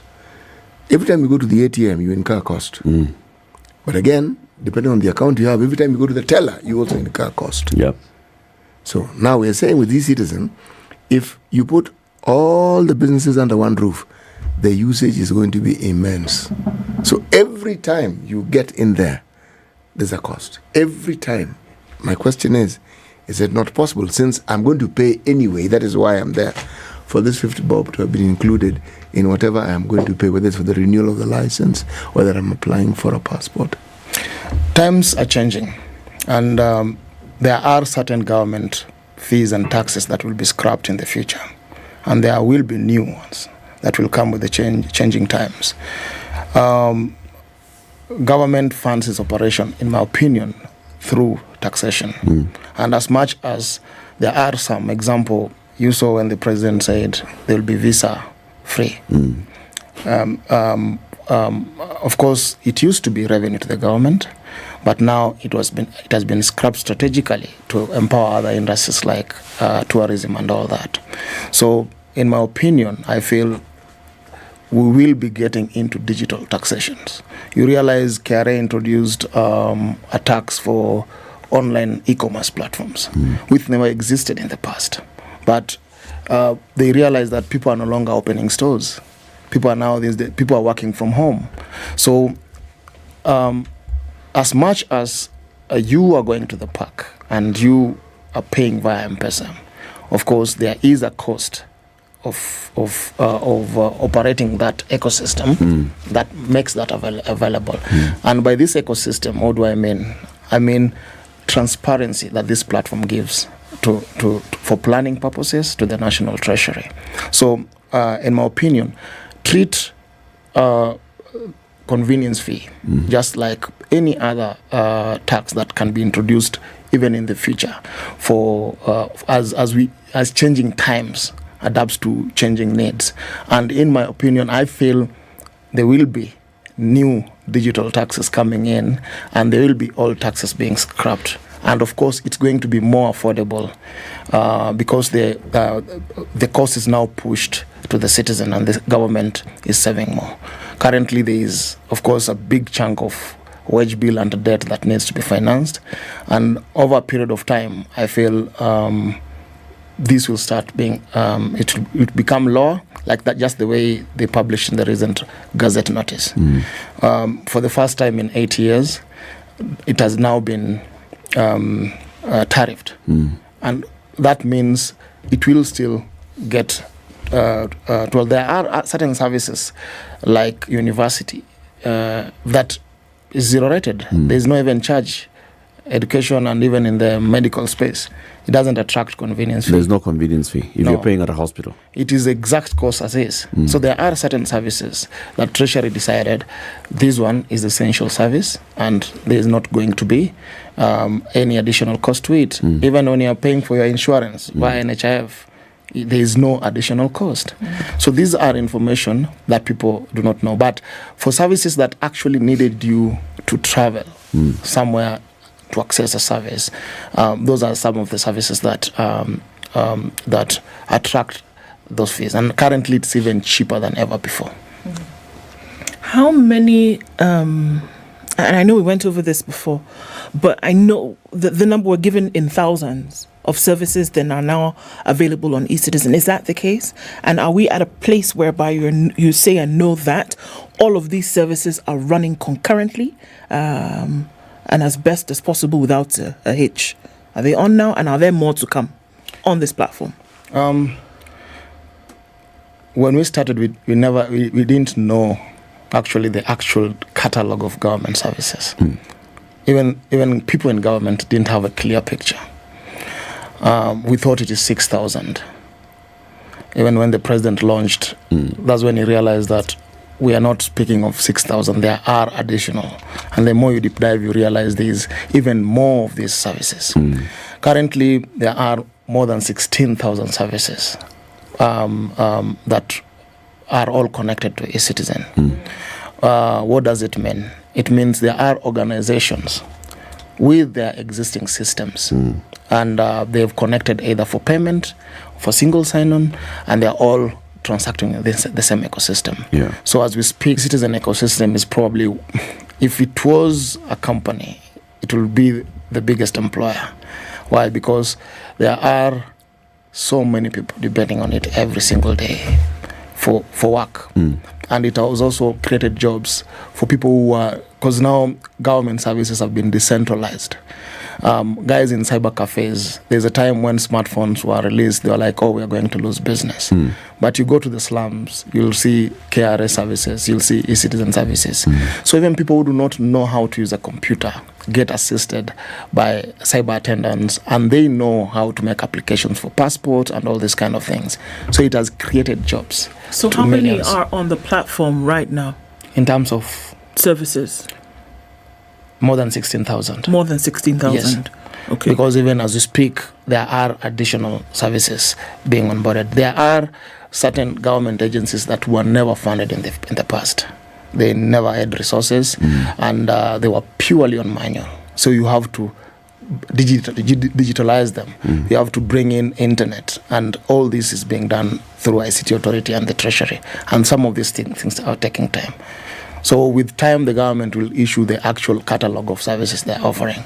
Did you know that there are even hotels within the parks that are using e-citizen? They are using e-citizen, and of course still collect via their government fees. Now, all this in the past, it was not possible for Treasury to have visibility of this. And it is to all our benefit that we know exactly how much money the government is collecting.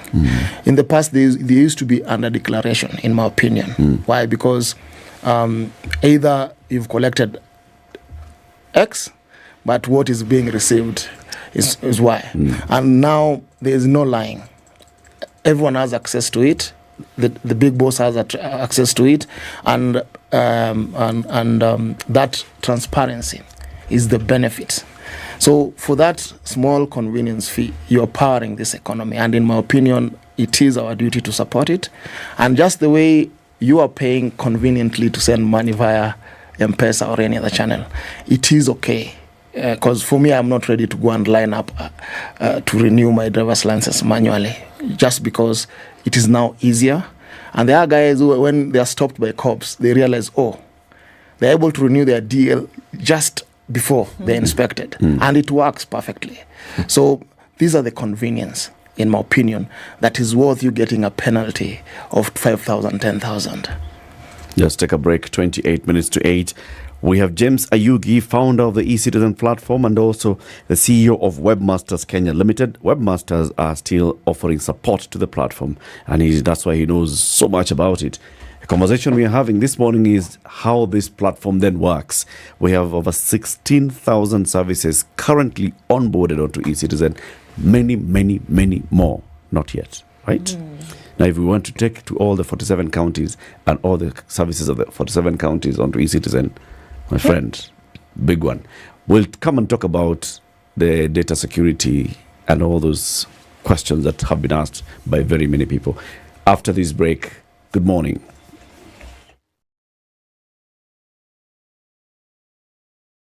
This is the Situation Room, the only way to start your day. Patrick Lodge, Otieno Lumumba, karibu sana. Asante sana. CT Muga. CT Lodge. Muga, not Muga. He's here, and here's the day's proverb. One man marries a woman, another man marries troubles. Is he the same man? Spice. A lion cannot eat more than 2 donkeys. It would die a natural death because there is no ICU in the forest. In Kenya, it has become the situation that you cannot conduct 2 elections. In fact, with the same Bukati, IEBC. You can't. I tell you about this Indian friend of mine who was enjoying other Indians in the group. He wrote the word valve and told them, read it. So how did he say it? I really want to know. The valve. Because kina Ednah, it's the, like you said, the B's and the P's. Kila kitu mkisia kisema atasema opposite. Opposite? Ukisema hii anasema opposite. Opposite. Ukisikiliza namna hii unasikia opposite. The Situation Room, Spice. The only way to start your day. Sunny conditions, clear conditions. The weather in Nairobi. We'll see highs of 26, highs of 28 in a clear Nakuru at 15, and it's 14 and clear in Nyeri. We'll go to highs of 27.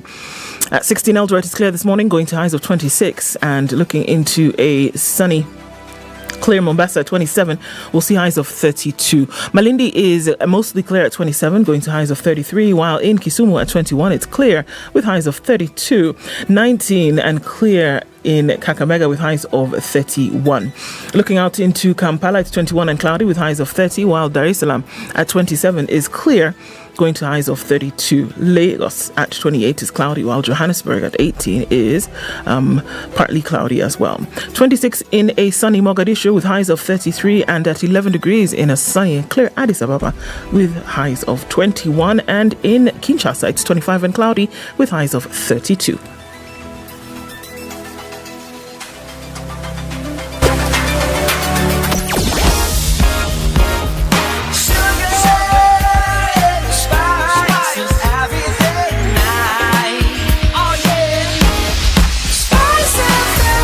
Spice up your life. All right, so where are we now? At a few minutes into traffic hour, and it's actually not too terrible this morning. It's heavy on the Thika Superhighway. We're not going to be able to get out of this one for a while. There's some traffic coming in heavy from Garden City, and it's bumper to bumper now, then from that Outer Ring Junction through to the CBD. Kiambu Road, not too many lanes, so maybe you'll be able to get out of this without too much of a scratch today. On Limuru Road, it's busy, but you know, the expected busyness at this time of the morning. And you're coming in from Uhuru Highway, touching on Nyayo Stadium. So everybody's going to Nyayo this morning. People coming in from Lusaka Road at the junction, coming in from Ombaso Road at the junction, coming in from Langata Road, you guessed it, at the junction. So there's a hold up there. I don't know that there's another route. The Southern Bypass. Think about it. We'll talk on SpiceFM KE on X, hashtag the Situation Room. Are you ready, Moga? Spice FM. Mature, intelligent talk every morning. Spice up yourself.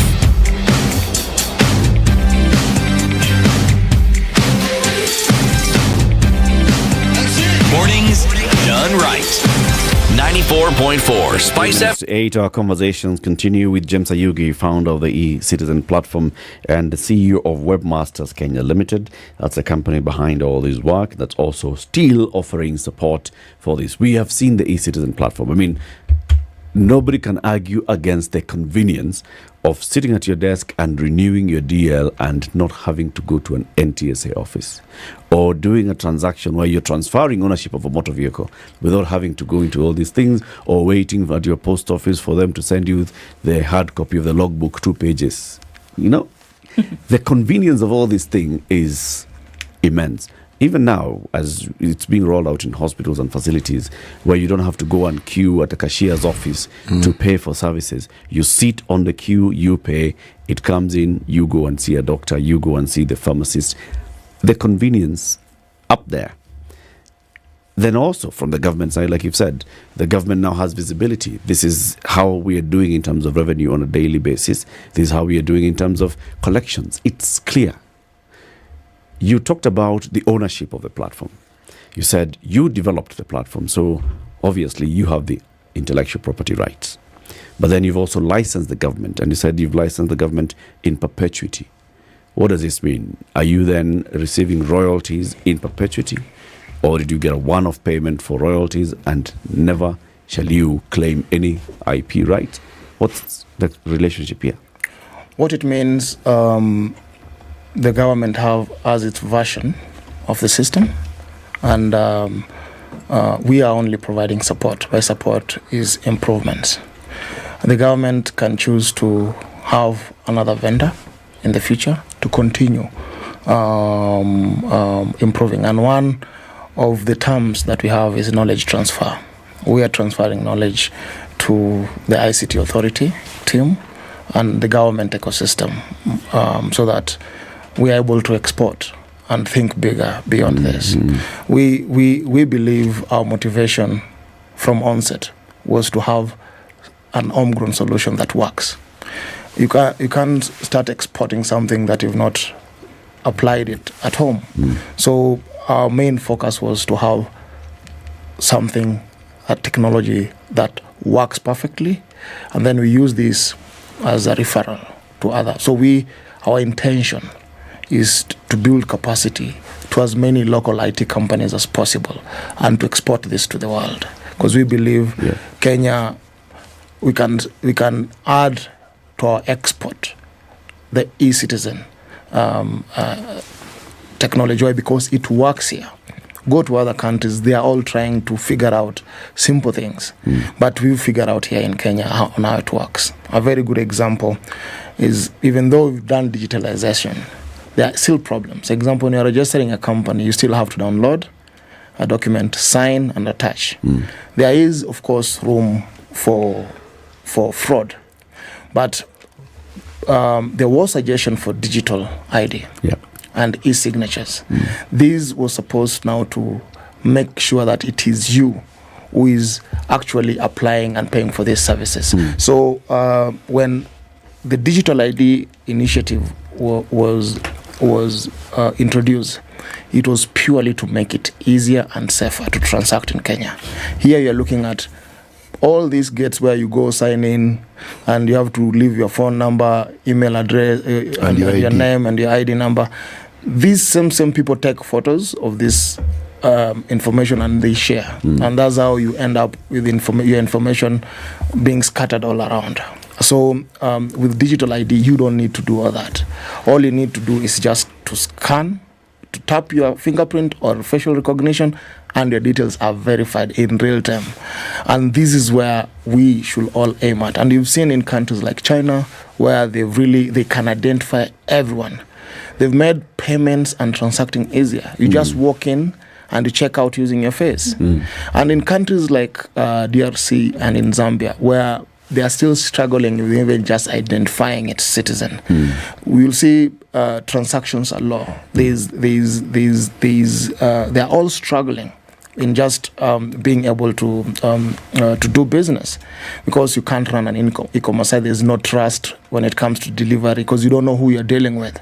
So I feel as we get to the future, we should all embrace digital ID. We should embrace e-signature, so that now we are able to verify that you are actually transacting with a real being.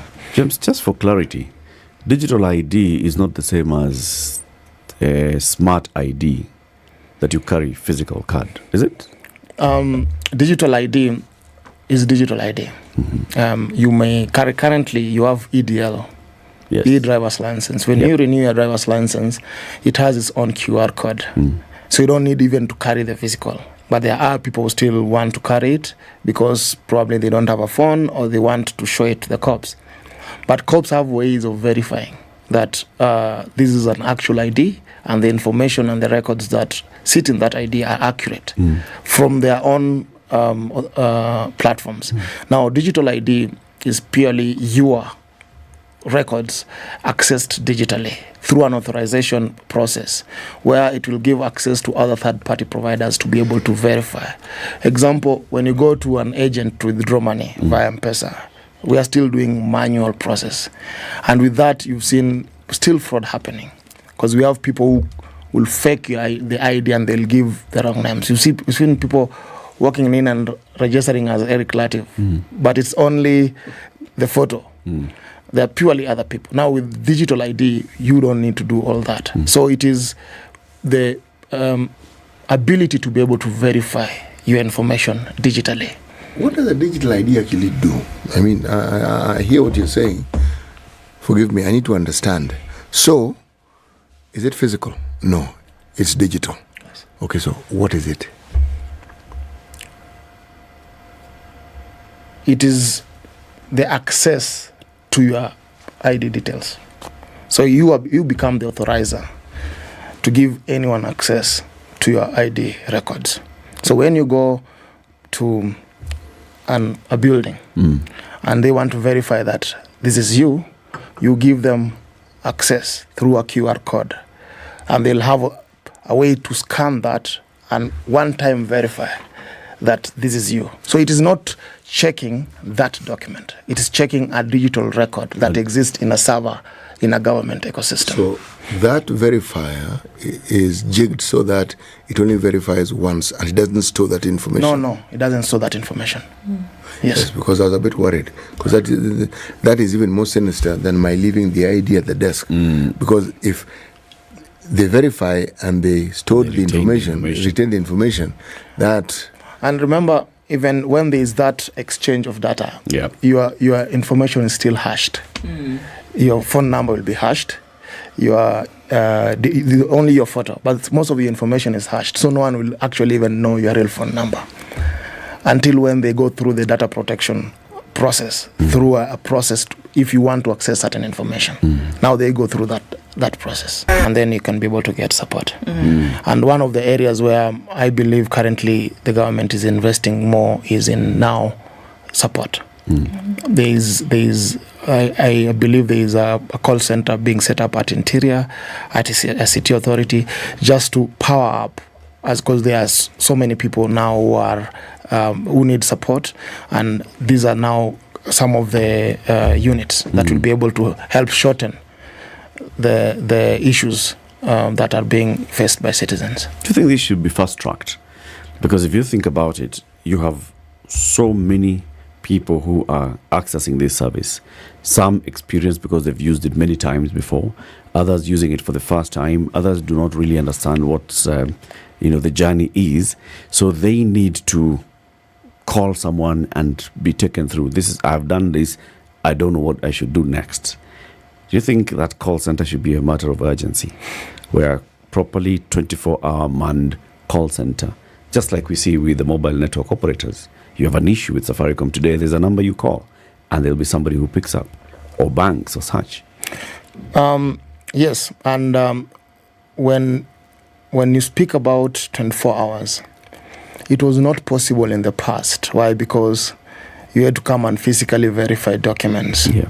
Now it is possible to move into the 24-hour service delivery, where you have people working from home and they're able to still be able to be authenticated and offer service and support from wherever they are. And of course, we all understand how governments work. There is usually budget allocations, and what has happened in the last 1 year is nothing that has ever happened since independence. There's been a surge, and this we have to give it to the president. He believes really in digitization, and you will realize this citizen has been around for more than 8 years. But this is the time when now it is now being adapted fully. First, he believed that since you guys have gone through this, you've fixed everything. You've really never been tested to your capacity. We want to test you before we feel of even importing anything. If you guys succeed, then we are happy as a government to support you. Yeah. And you've seen the drive. The ecosystem is massive. Now, since it happened within a short time, and there's a surge, of course, most guys are caught off guard. There was no budgetary allocation for certain things, even though they had physical space where people are used to walk in. Now that traffic is gone, it's now online. So I believe in the next budgetary allocations, there will be more budget now to this kind of support, because people still need to be supported. And then also awareness. There are people who are interacting with government for the first time. They didn't know that there used to be other way. So they want to be informed sufficiently on how to access, how to pay, and how to do all this. And then we're also looking at smart government. The smart government now is, which is currently in development. This is the use of artificial intelligence.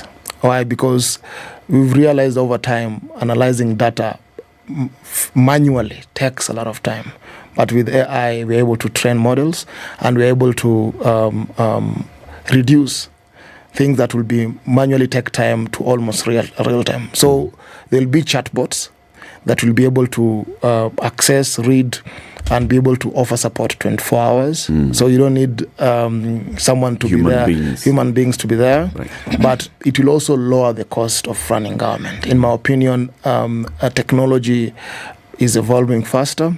And as we move to smart government in the future, within the GovTech space, we are looking at chatbots, we are looking at AIs, we are looking at all this, including training, because these are things that you can just be able to access from your phone and be able to learn how it works.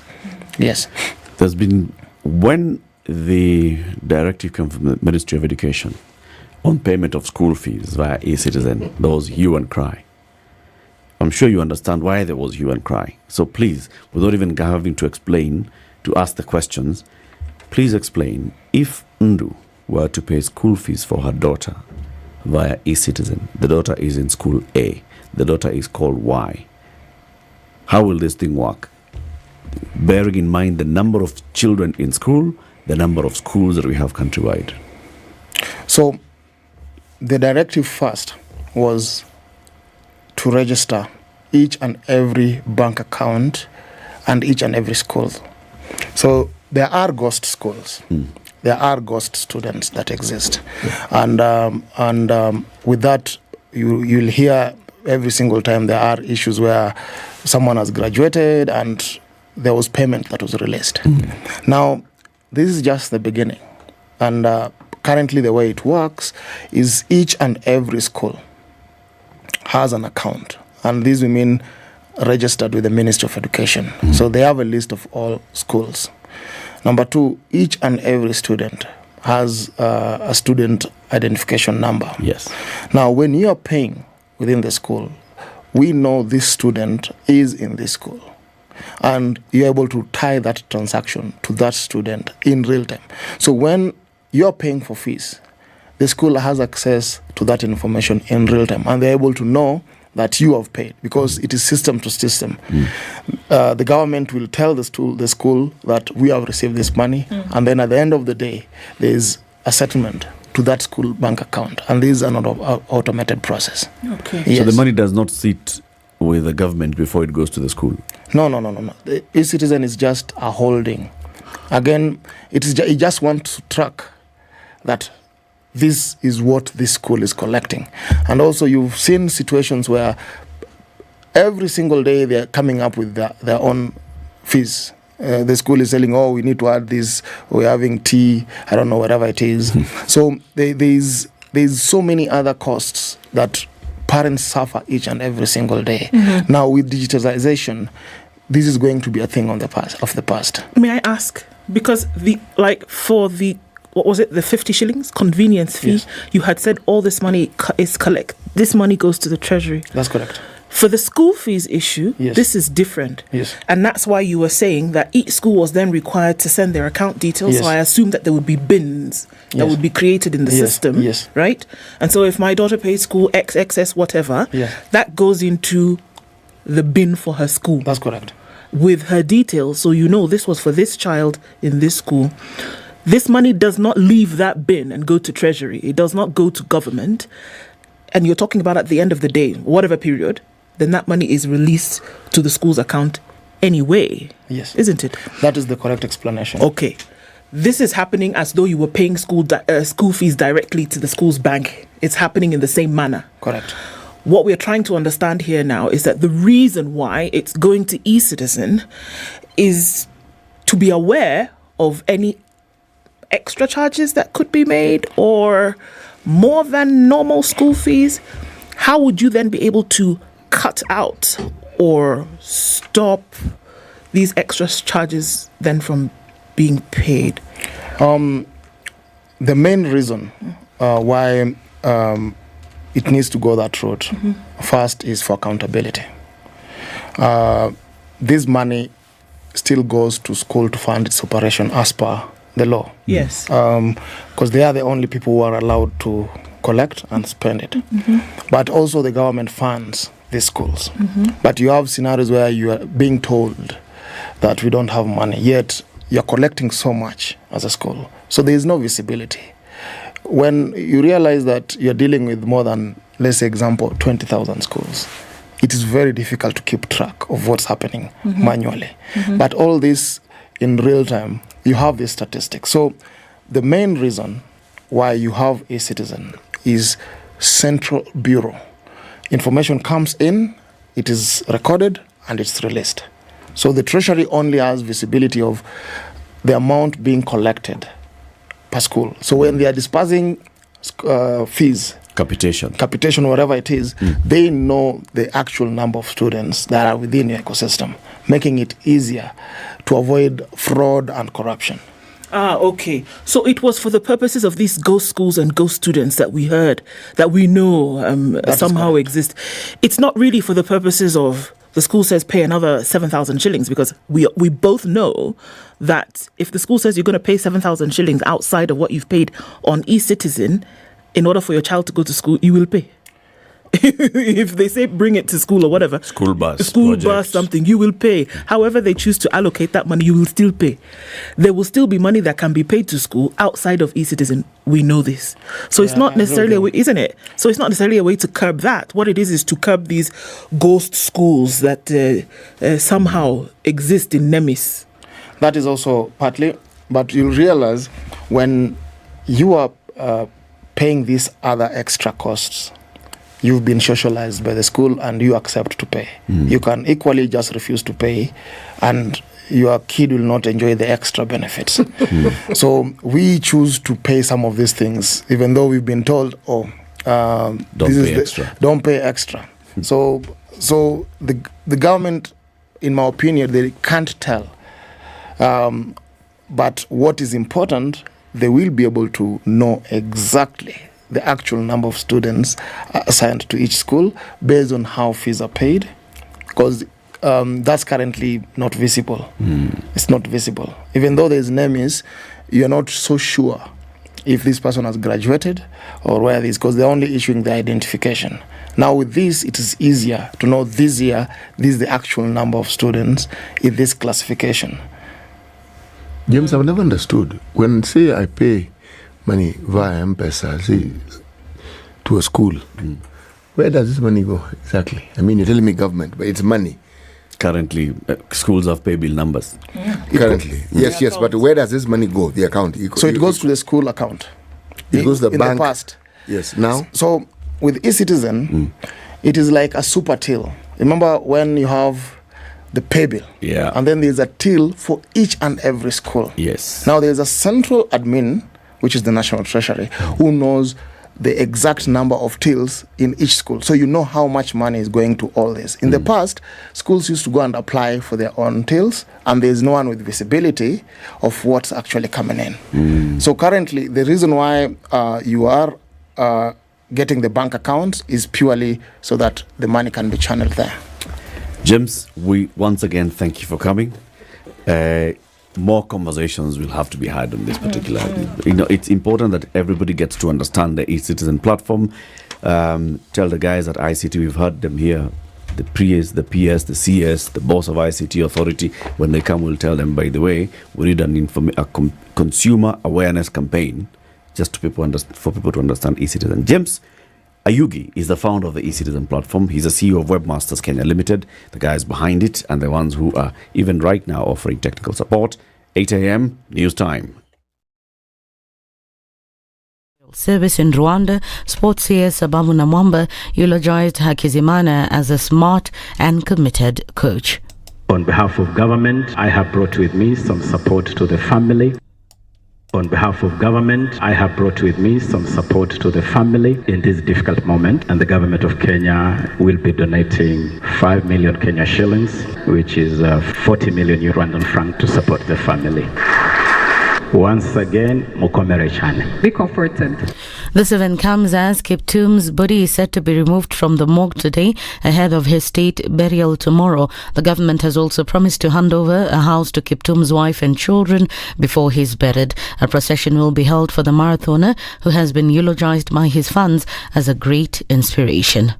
Kwa majina ni Janet Chepkoske, mimi ni retired athlete, mimi ni coach wakati huu. Ningependa nichukue fursa hii niseme pole kwa niaba ya wakimbiaji wote wa Kenya na wakimbiaji wa ulimwengu. Ningependa tu niseme pole kwa kupoteza Kiptum. Kiptum alikuwa mkimbiaji still very young actually, if I can say, na tulikuwa na matumaini kuwa atakimbia vizuri na atafunja hata ile rekodi alikuwa ameweka. Yeye alianza pole akakimbia miaka mingi. Kiptum hakufaulu hata kwenda ng'ambo. kitambo, lakini after some time training yake na kila kitu yake ikaonekana, so bidii yeye aliweka. So ningependa tu niambie wale wakimbiaji wameanza, wale wako saizi watie tu bidii kwa mbio zake, na discipline ndio the best. Tulikuwa na matumaini, waweke imani kuwa tutakuwa na Kiptum mwingine. Kiptum ni mtu ukikutana na yeye kwa street hivi hata kusimamisha na kusalimia, alikuwa na heshima sana.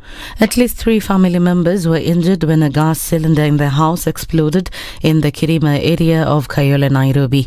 The victims, aged 15, 8 and 3 years, sustained serious burns and were rushed to hospital following the incident.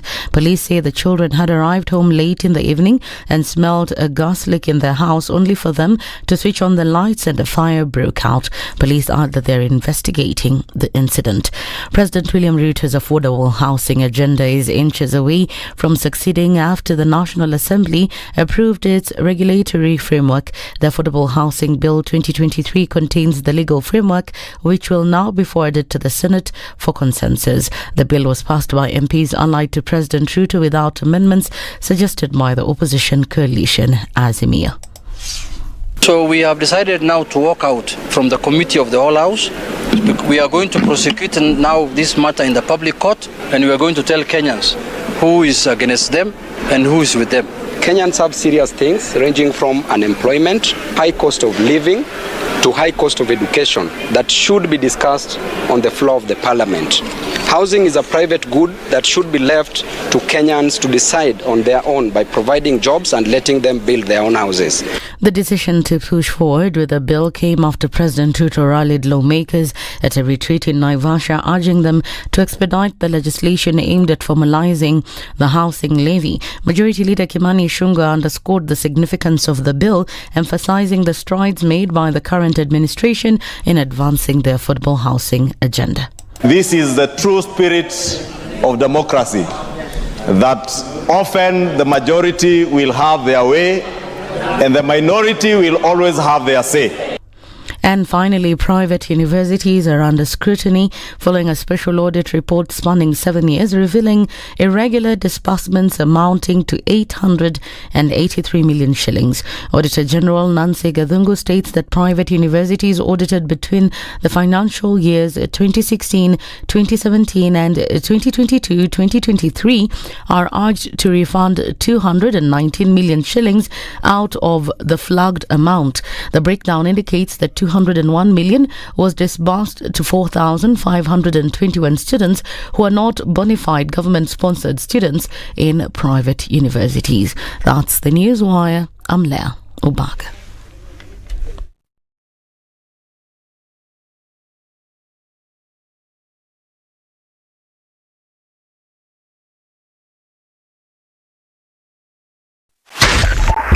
.5 Spice FM. Kisumu. All right, so what's happening at a few minutes after? The sun has disappeared and it's suddenly cloudy and it's possible that a raindrop or two will come. Let's wait and see. In the meantime, what's happening on the streets coming off of the Outer Ring Junction? A little bit of traffic as you head to the city. It's busy on Kiambu Road, busy on Limuru Road as well. Parklands Avenues 1, 2, 3, 4, 5. Some traffic coming out of there, and then you touch on Limuru Road getting into the city. On Gong Road this morning is not doing too badly, but traffic coming off of Langata Road will touch on Raila Odinga Way, trying to get towards Ngong Road. The Southern Bypass, folks. Am I making a case for the Southern Bypass? No traffic, scenic route, national park, buffaloes and things like that. Think about it as you're trying to get into the city. It'll help to calm your mind as you get into the workday. Let's talk about traffic. Where might you be this morning? SpiceFM KE on X. Hashtag the Situation Room.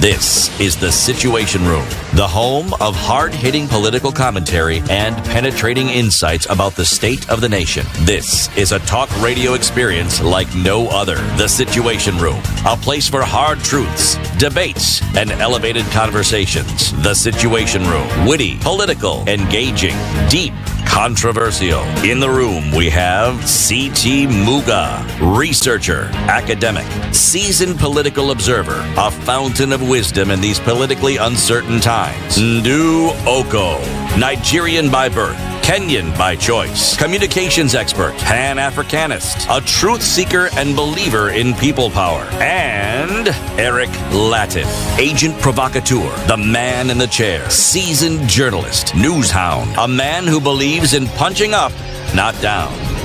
This is the Situation Room, the only way to start. A robust platform has been developed by Kenyans. In Kenya. In Kenya.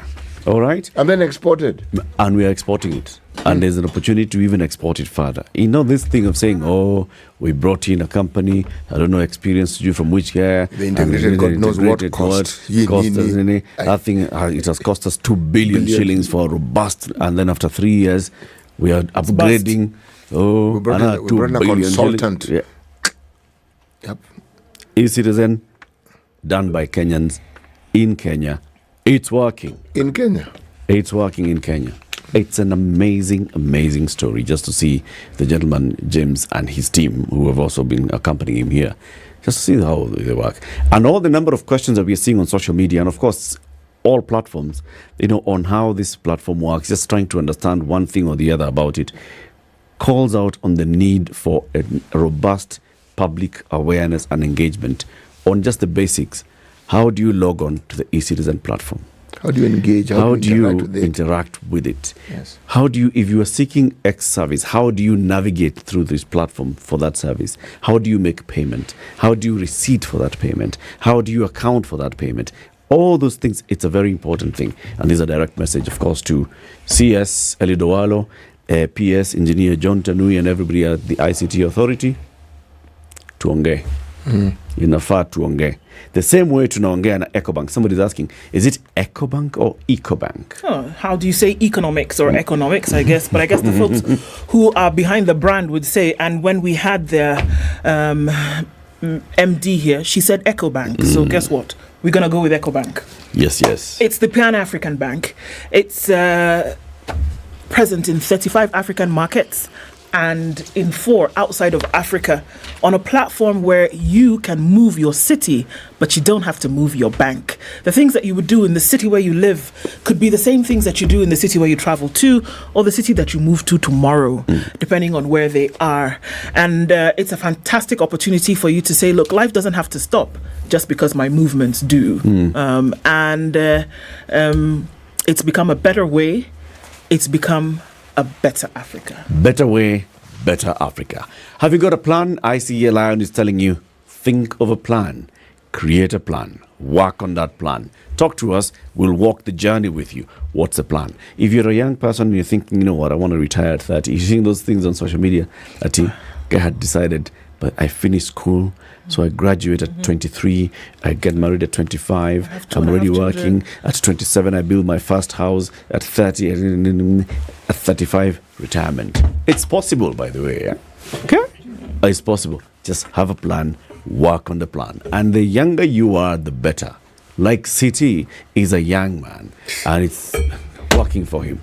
Look at the guy. When he was younger, he came up with a plan. Now I'm older, younger. Look at this living the plan. Now the man is living the plan. And he's still creating another plan for the next X number of years. Think ahead. Yeah? ICA Lion says, talk to us. info@icalion.co.ke, or you can go to the website icalion.co.ke, and you will find all these other platforms that you can talk to them. Also, if you find them on social media, they'll engage you back. Let's have a conversation about West Pokot County. And the Deputy Governor of that lovely county, Robert Komole, is our guest for the next hour. Bwana DG, good morning. Good morning. Welcome to Kenya's biggest conversation. Thank you very much. That's a hot seat of the situation. Thank you very much. Coming from West Pokot, when we call hot, do we understand what hot is? It depends. Yeah? The circumstances around it. Every time we ask ourselves, what's the headquarters of West Pokot County? The administrative headquarters. Okay. The administrative headquarters is Kapenguria. Yes. And the biggest town is? The biggest town is Makutano. Makutano. Yes. How far is Makutano from Kapenguria? Just some 2-3 kilometers. How about 2? It is just the CBD, yes. It is within. So yeah. Okay. Karibu sana. Thank you. This gentleman called C.T. Muga will welcome you with the day's proverb. Every week he goes into an African country. He picks proverbs from that country. He gives us a proverb a day. This week he's in the Republic of Ghana. Yes. If you have been on someone else's farm, you cannot say you are the only true farmer. If you have been in somebody else's farm, you cannot say that you're the only true farmer. No, you can't say that. Even if you want to say it, it will not be true. Bonadiji, what's your interpretation of this? Maybe you can, for the sake of repeat the proverb. Happily. Yes. If you have been on someone else's farm. Yes. Metembelea farm ya mtu mwingine. Yes. You cannot say you are the only true farmer. Because other people also have farms. Yes. So that is true because being a farmer, because you normally believe in yourself that I'm the only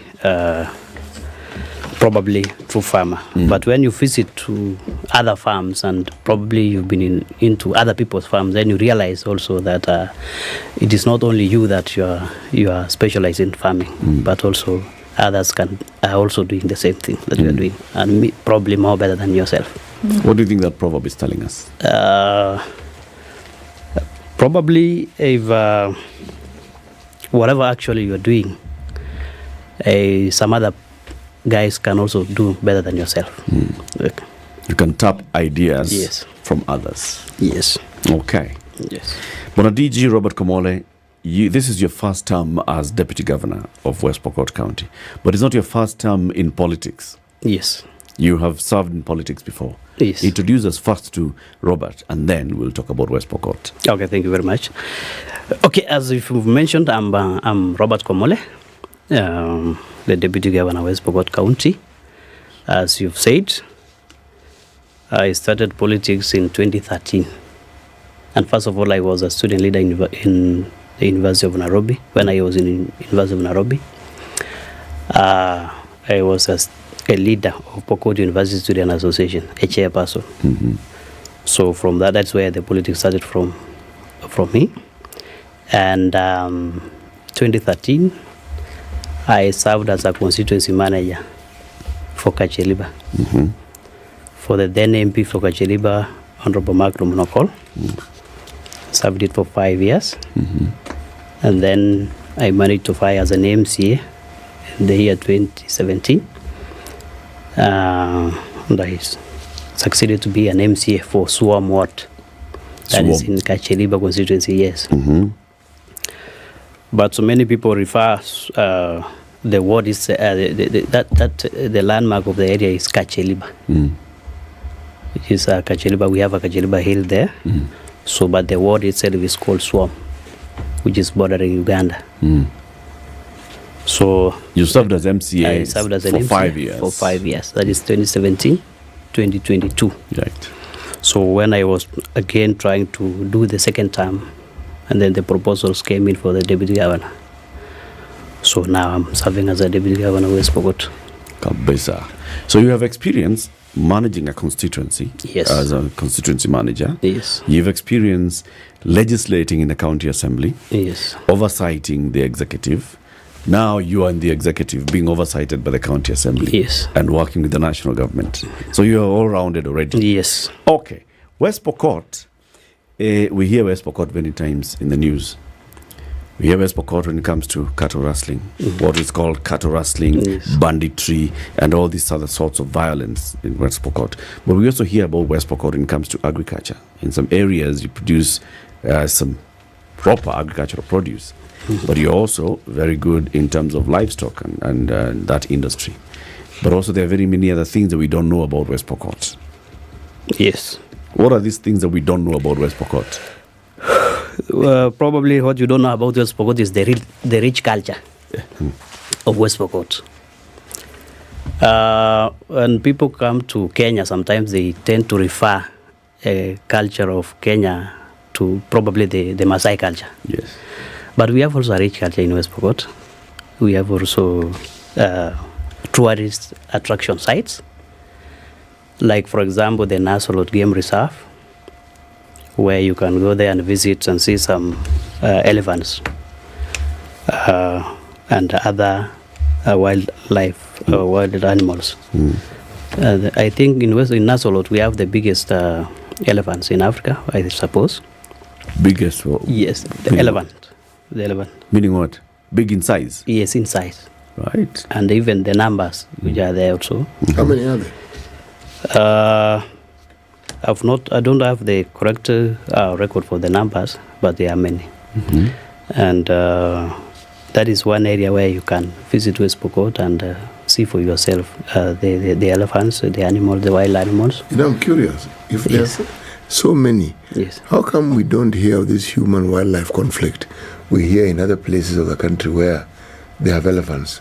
We have never heard of human-wildlife conflict coming from West Pokot. Yes.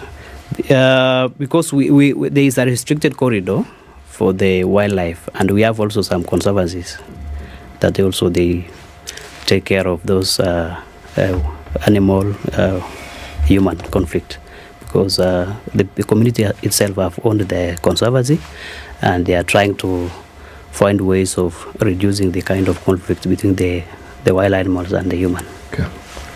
So it is. I talked about the culture. I talked about the rich minerals in West Pokot. I talked about the National Game Reserve, and there is also the Takwel Dam, which is also another attraction site. And probably they are also peace-loving people. If you come to West Pokot, and probably if you talk of Kapenguria, for example, or the Makutano town, in your statistics is a town with the lowest crime rate. Yes, you cannot compare it with Nairobi and the other places. And I said it is they love peace. It's peace loving. Yes. This is an oxymoron. West Pokot and peace. Yes. At West Pokot is a beacon of peace. Yes. Are you sure? So all these stories we hear about West Pokot are just they are fabricated. Mostly they are fabricated. Really? Yes. Okay. So because we have a very small area where there is some significant number of conflicts along the borders of Turkana and West Pokot and Elgeyo Marakwet. So they're not fabricated, but what the situation is that it is a small area as compared to the whole county in terms of what is happening. Pokot and Baringo as well. Yeah, so they're little parts, but unfortunately what has happened in those areas has been quite devastating in terms of this conflict that we see between two sides. So of course we know that, the bad news travels a lot faster than the good news, or it's more, we pick up on it a lot more. Yes. But by virtue of the fact that it is reported, we hear testimonies of it, and it has been for a very, very long time. Yes. Means that it's an issue, is it not? Yes. So even as we say, yes, the county has all these wonderful things, and it's fantastic, whereby there can be an option for development, there can be so many things that can be going on, and one would hope that they are. Unfortunately, this is an issue. The border, West Pokot, Baringo, the border, West Pokot and Turkana, Elgeyo Marakwet. It's happening all the time. So, and people have said it's cattle rustling. Others have said no, it's not cattle rustling. It's an attempt at genocide to clear out a particular group of people. The speculation is rife that they're political leaders, that they're, big muscled economic men and women who want to insist that conflict goes on so that they can benefit something. It's an issue, Mweshimiwa. What's the problem? Okay, maybe because Latiff started from the point of peace-loving people. Yeah, it's true. I started that one because the entire West Pokot, maybe the smallest percentage is the one which is having some small areas where there is conflict. So what I can say is it is fabricated because the area is very small where there is some conflict. And the reasons, and I want to say there is a lot of improvement because some years back, the bigger area of West Pokot was not very peaceful. And because there was a border of Uganda and West Pokot, which was by then with a lot of conflict between the support from Uganda and Karamojong from Uganda. And again now the Turkana in Kenya, and then the Elgeyo Marakwet, and even the Luyas and some Sabot in Kenya. So there were a lot of conflict years back, but because of education, because of some development which were done, the conflict reduced significantly. So the reason for this kind of conflict is somehow underdevelopment. Because if you talk of, for example, some parts of West Pokot bordering Turkana and Elgeyo Marakwet, if you go to those areas, they have not been opened up. There are no roads. There are no schools. There are no health facilities. Are there people? But the people are there. So, but when you come to Makutano town, or some parts of West Pokot like Leland and other areas, people are living with harmony and they are very peaceful because they have already gone to school, they have access to education, they have access to health facilities, and they have also access to good roads. They can do agriculture, they can do livestock rearing without necessarily conflicting with their neighbors. But because of this kind of underdevelopment in those regions which are still conflicting, that is where now the problem is, because it is the responsibility of the government to make sure that the roads have been opened in those areas, so that even if it is about patrolling, the officers can also get roads to use for patrolling. And if it is about schools and health facilities, the community will also own that the government is with them. But when now you talk of people who are in those bushes, they don't know if the government exists. So, and probably they are only surviving on the livestock rearing. And because some of those areas are dry, that is the only economic livelihood. So there'll be conflict over pasture. This is about so when now these grazings happens, there is sometimes a conflict of pasture and water.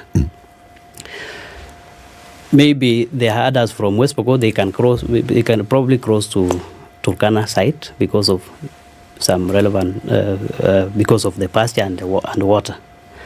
And from Turkana also they cross to West Pokot. Same to Elgeyo Marakwet to West Pokot, and West Pokot to Elgeyo Marakwet, and to probably Baringo. So the main reason of conflict is because of this scramble for pasture and water. So, and if the government can go in and probably find ways of providing alternative ways of living and opening those areas, providing with health facilities and constructing education facilities, it would improve a lot. It will improve. Bwana Deputy Governor, when you say the government should go in, if the government can go in, what do you refer to? You're the Deputy Governor. Yes. I am referring to the national government. Why? Because there are some devolved functions. Right. For example, the health facilities, and probably we can do roads. Health is a devolved function. Yes. And it's a job of the county government of West Pokot to put up health facilities in those areas. Yes. Some roads are devolved functions. Yes. It's the job of the county government of West Pokot to do the roads. Yes. But now there is this element of the security of the area. Okay. It is a national government function. Yes. We have health facilities in those areas. Some of those areas have health facilities. But there is no one who can utilize those health facilities. You cannot construct a health facility where there is an insecurity, because who is going to use them? So it is the responsibility of we are talking of the government to mean the national government. As a county government, we have tried. We've made some boreholes in those areas. We've made some water pans in those areas. And we've also tried to build some structures for health for health. Those are health facilities, but sometimes now these cannot be utilized because of the insecurity. And it is the responsibility of the national government to make sure that there is a relevant peace in those areas so that this can be used. So the coming in of the national government is trying to invest in those areas by bringing resources for opening the security roads and again putting police posts in those areas so that they can man those areas now and for peace to be seen. Deputy Bonadiji, I actually to an extent agree with you. Yes. That conflict usually thrives in a place where there's underdevelopment. Yes. We know this. Yes. You've talked about sinking boreholes, erecting water pans and all of these things. Were they used? Did people actually use them? And then was there, because if what you're saying then is the case, did they use these resources and then for a time we saw that there was reduced conflict in these areas? Did that actually happen? Yes, that is why there is an improvement of this kind of, this conflict have reduced. It is not like before. And because of probably the coming in of the devolution, the coming in of the county government, so we've tried to sink those boreholes and do water pans, and I can say there is some improvement, relevant improvement in terms of peace. It's not like before, but it is not yet. It is not yet completely peaceful because we have those grey areas. Like the national government also are not coming in handy to provide or to invest in those areas. Let me ask this question, Mheshimiwa. Yes. When you say there is conflict, conflict often implies that the communities who live within that enclave don't get along. Yes. But then again, it could mean that there's something they're fighting over. Yes. You mentioned resources. Yes.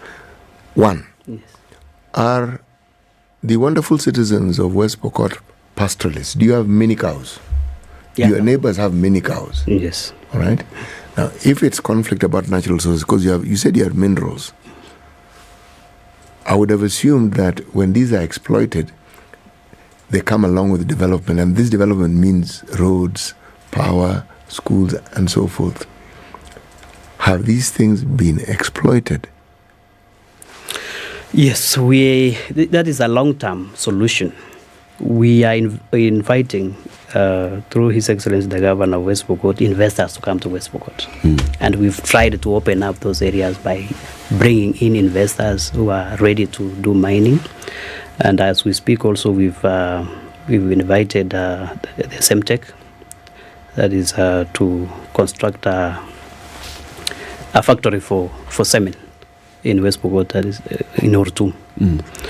And I think the end of February or beginning of March, it will be opened by the President of Kenya. What will be open? The cement factory in West Pokot. That is one of the minerals, the limestone, that we have in abundance. So that is one area where it will see this kind of change of lifestyle. That, if, for example, if we have a factory, then we will have many people being employed in those areas. And the land where you find this limestone, is it owned by individuals? Yes, and they benefited from, because the investor bought the land from the individuals. Bought? Yes. And so how, just bought, so thereafter, whatever proceeds that will come from that factory, they will have no say in it? Of course, there are some agreements. It was not completely taken, because now, of course, you talk of minerals. It is the national government is in charge of minerals. And there is an agreement with an investor, with the national government for a period of some time. What portion comes to the national government? Yes. So, but there's a low-hanging fruit here. Yes. And at least the cattle I was interested in. Yes. In that region, is there any county that has an abattoir? Because that's a region that we are told there's an abundance of cattle. Yes.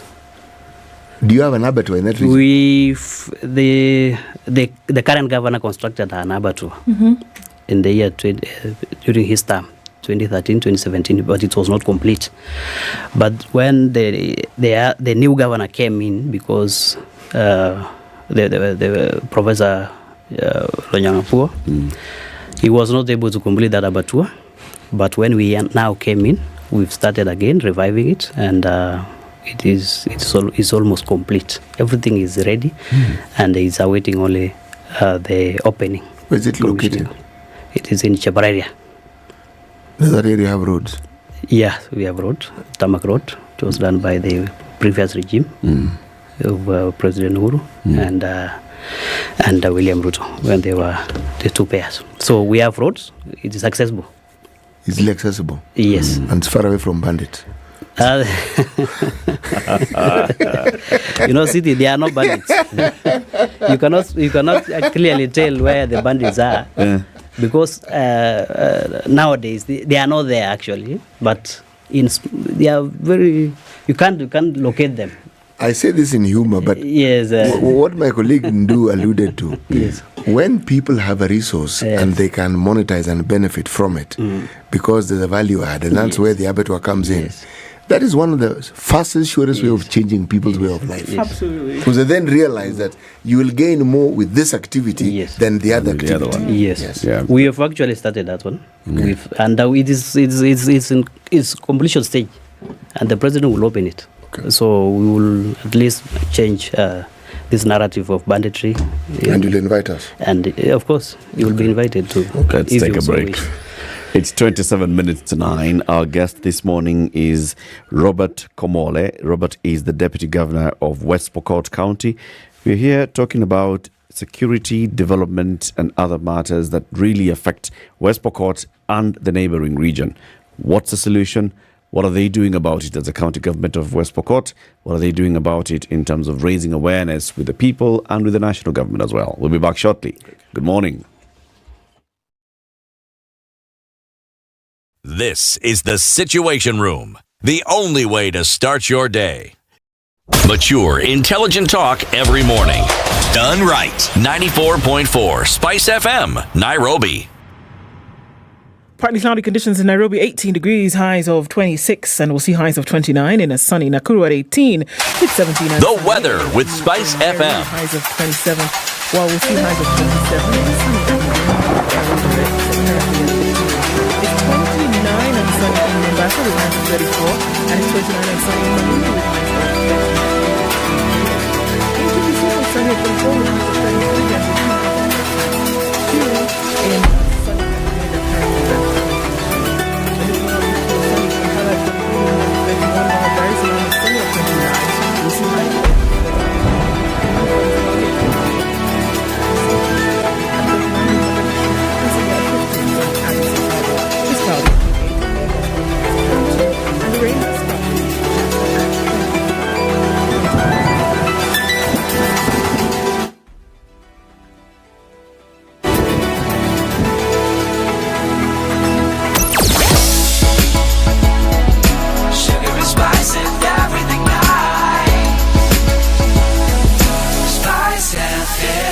Spice up your life. At a bit of a sticky situation on the Thika Superhighway, but again, getting towards the tunnel, I think we'll be fine thereafter.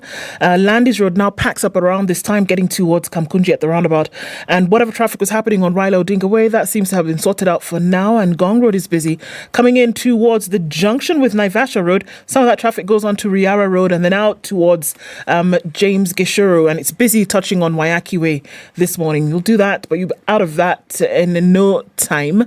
Looking at what's happening, getting into the CBD, coming out of Westlands, State House, all of this, Chiromo, not too bad, but Uhuru Highway will then take on the rest of it as we go through the morning. Let's talk on SpiceFM KE on X, hashtag the Situation Room.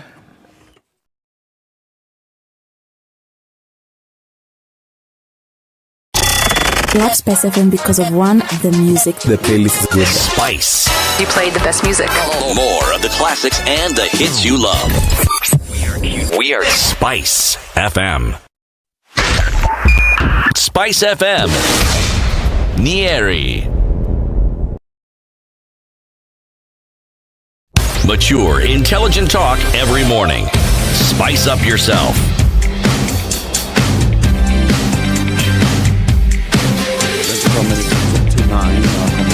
Mornings. Robert Komole, the Deputy Governor of West Pokot County. But the DG, the national government has been on the ground in your county and 5 others since early last year in the security operation. And you're saying that still you're not able to access many of these areas despite the heavy presence, presumably, of police aided by the military. Are you saying that it's not bearing fruit? Yes, I can say it's not bearing fruit as such because, I want to take that one to the cabinet secretary, that is CS Kindiki. He started very well. He started very well when he was when he came to West Pokot. He went to Turkana. He went to Elgeyo Marakwet to talk to the communities with their leadership. But from that point, I don't know what happened. The Honorable CS started moving alone. Yes, because there were some schools which were closed in the areas of Sigor constituency, these areas of Cheptule, and areas of Kacheliba constituency, areas of Ombolion, and other areas of Kapenguria constituency, the Endo ward.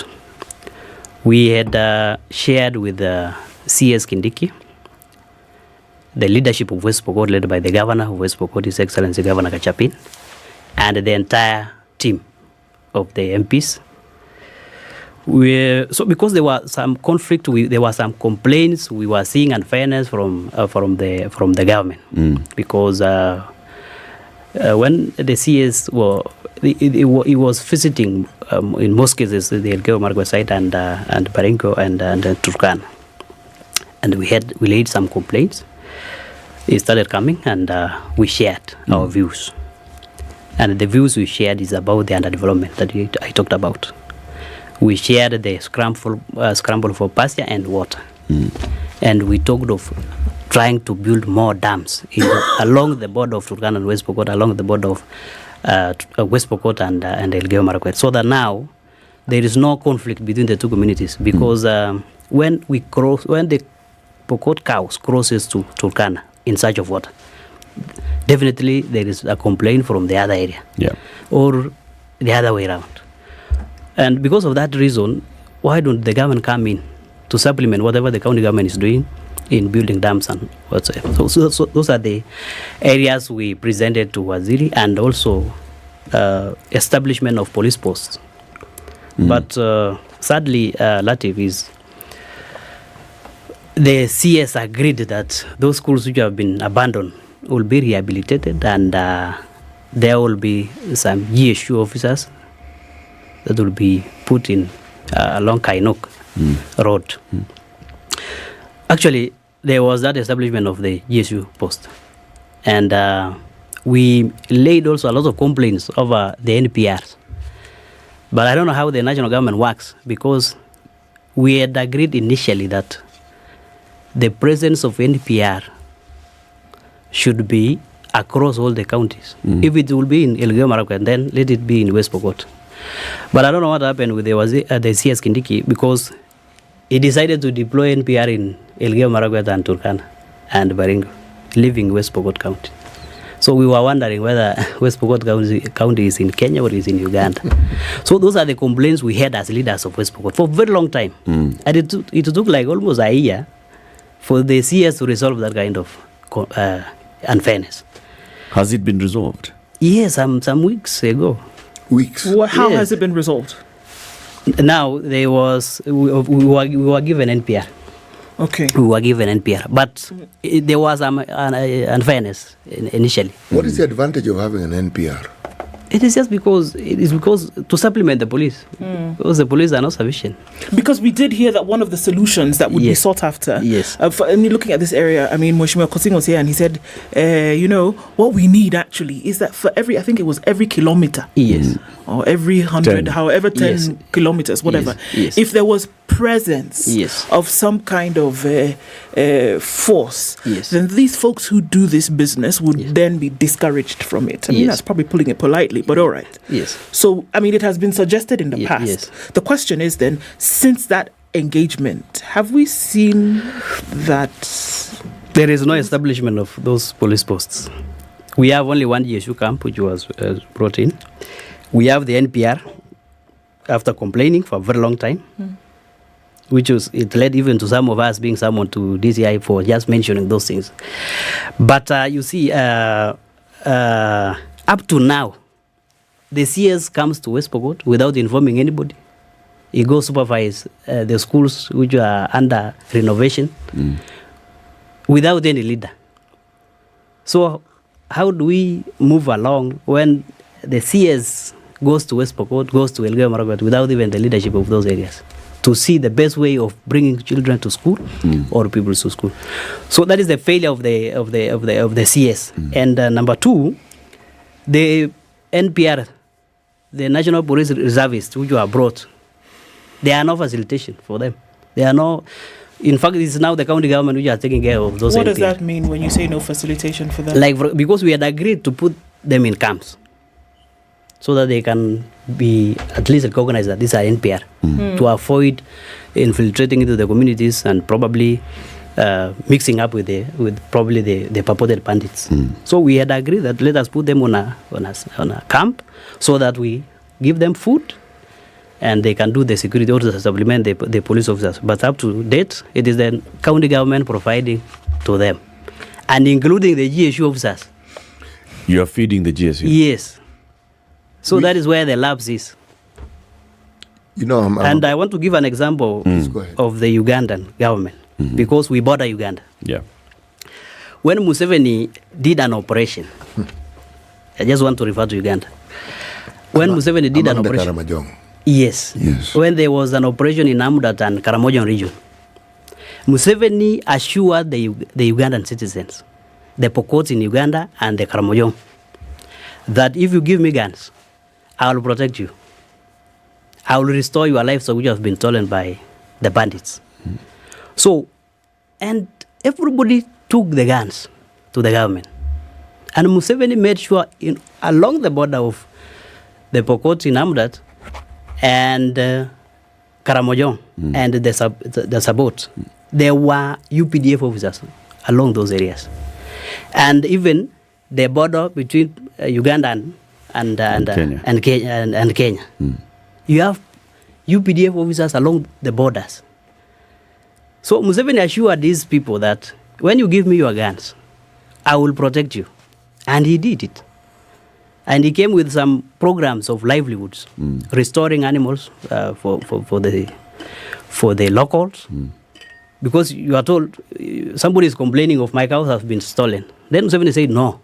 Yes, I know, but I will restore those cows. Don't go back to revenge. Don't retaliate.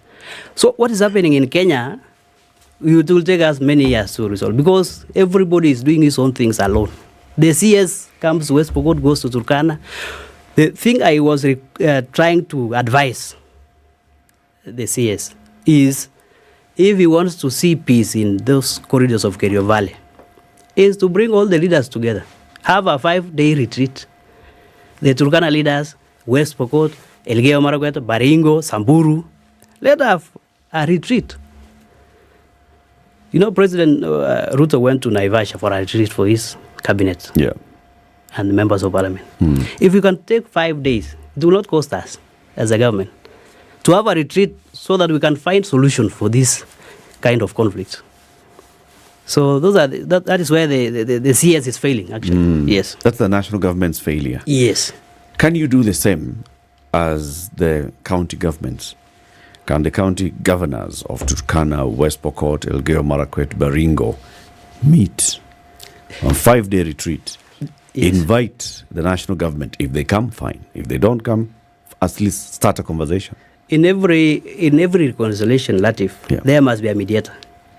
So we perceive CS Kindiki as a mediator, because Governor Kachapin cannot call the Governor Turkana for a mediator. Who is a mediator? So we see a national government as a person to unite these whole leaders of the regions. Yes.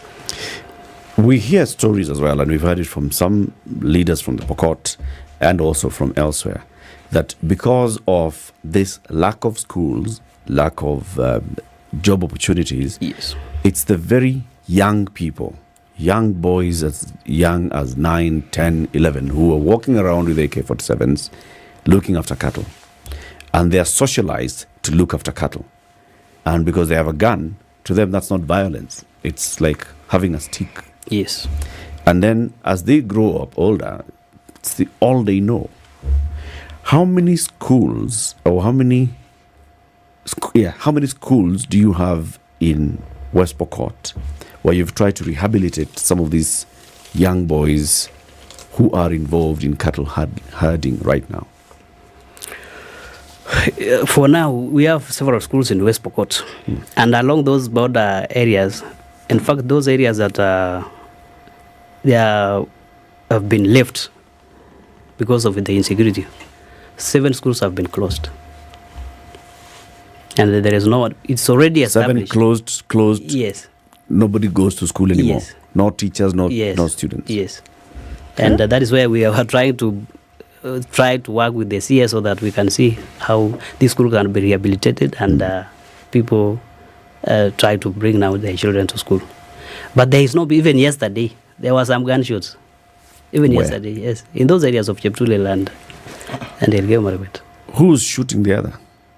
It's some probably bandits, which is not known from which region.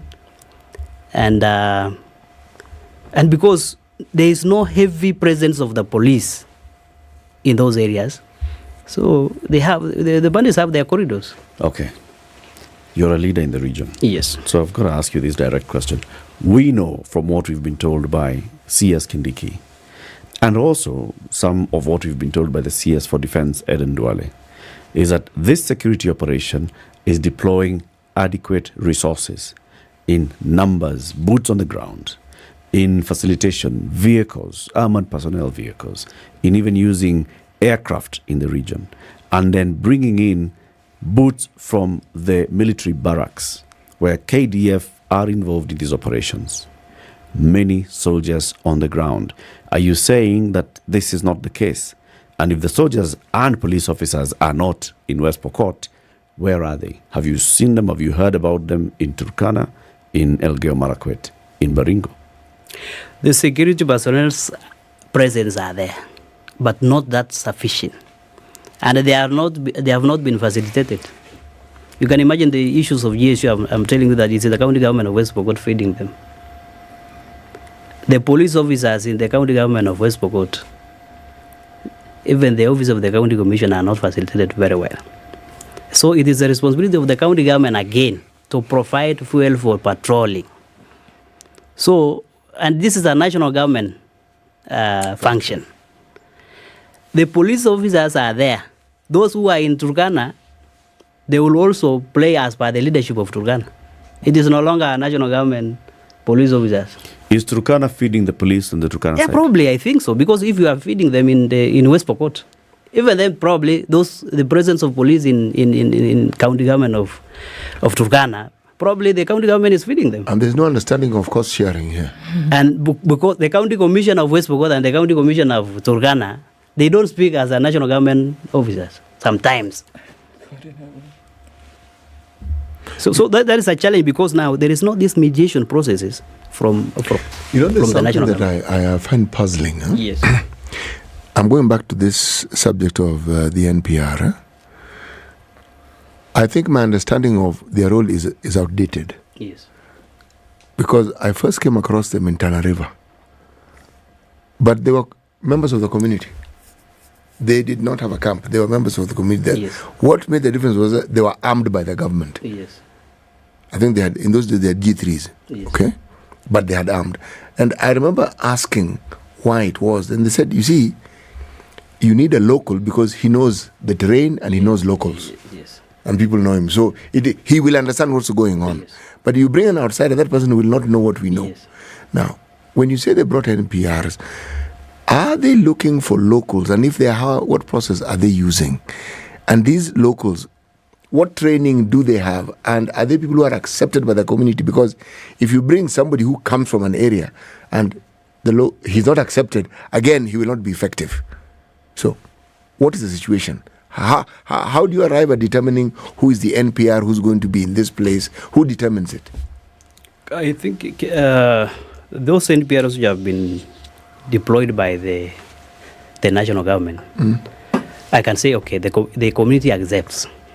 They are the people who have been presented by the community. Yes. It is not. They were not unpicked. Yes. There was some public participation which were done, and they presented them. But the only area where there is a problem is when you don't give them a token or incentive or a stipend. They're not given. They are not given any so far up to now. Are they given guns? Let me ask it. They are given guns. Are they given bullets? Of course, they are getting bullets, but the incentives of like at the end of the month you get something small. There is nothing like that. And then again, this when we proposed for them to be put in camps, again is the responsibility of the county government to again feed them. So now when we feed them, they tend to be the police officers of the county government of Facebook and not the national government police. See, this is the thing for me, that the things that you've described, by your own testimony, that the schools are closed. So, number one, a significant part of the community has been affected. Yes. General security in the area is an issue. Yes. Again, you've talked about gunshots having been heard yesterday by bandits. I don't even know where they're hiding. We've talked about the fact that livelihoods have been compromised because, water in the area, then people are fighting over this one thing. And we also know what the main economic activities are in this area. Those are fundamental things that are affecting people every day, for which government has a responsibility, whether you're looking at county government or whether you're looking at national government. And there are all these players in this arena. But the question is, if truly they are interested, and this is to all of you, yes, if truly there is an interest in instituting and maintaining a situation whereby, number one, there is peace so that then development can then continue, we would see it. If there truly is an interest. So then I go back to one of the questions that I've always been asking. Who is benefiting from making sure that these clashes or these bandits or these rustlers continue? Who is benefiting from that? Because if we're saying the CS is traveling, he told us he would sleep there. If we're saying the CS is traveling, if we're saying county governments are trying, if we're saying county commissioners are trying, everybody is trying, but trying on their own. So is there someone that's benefiting from making sure that these sporadic conflicts continue? Because if it was the opposite, I think we would see that kind of reaction. And we don't see that, unfortunately. That's why I'm saying everybody, there is no one who is benefiting from conflict. Because when every day you get phone calls from the members of the community about an attack, sometimes it's a nuisance. And no one would want to be that kind of a scenario. So I want to believe that if the national government will come in to mediate a process of meeting the leaders, I think that is where now we will probably find solutions to this. And I don't know, you say maybe the intention of where you are driving your question to, because, but I can assure you there is no one who is benefiting from this. And every other leader, including the Turkana leaders, I believe, and Margaret, would want to see peace. I understand. Yes. But this is the thing. If a child is hungry, and my point is for that child to live, yes, I feed the child. Yes. We make effort. Yes. I take the child to the doctor. Doctor treats child, bring the child home, feed the child back to health. Yes. But we don't see that happening in concert. Yes. You've just told us now, NPR instituted. Okay, yes. Who is facilitating for this reservist, knowing that if you don't, they cannot do their job, and the situation remains volatile. Yes. Why wouldn't you do that? Why would you go and say, okay, we will finish? We know that economic activity snuffs out an issue of conflict. We have an abattoir, maybe it will be finished. We don't know where it will be finished. We have water plants. We don't know if we'll complete. We've suggested a dam. We don't know if it will happen. All of these things contribute to making sure that this situation of conflict thrives, in my opinion. Because if it was the opposite, we would see that people are actually doing what they said they were going to do. And you give someone a gun, you give them ammunition, you don't give them a stipend. Yes. I mean, you are basically saying you want the situation to And continue. what they see is cow. Yes, and what they see is business, and a gun means power. What exactly have you created? You've basically exacerbated the situation. Yeah, that's very You've true. basically opened your mouth and said, you know what? Yes. Continue conflicting. That is very true, and that's all of us. We did not want to have NPRs. We disagreed with the national government bringing back NPR because initially they had taken away guns from the NPRs, and which was, it brought peace. Because you can now identify which one is a gun from a bandit and a gun from a police. But when you have a police reservist, the NPR, and he hear a gun, but sometimes you cannot be able to trace, is that a police, an NPR's gun, or is a bandit's? So we had proposed that we do not need guns.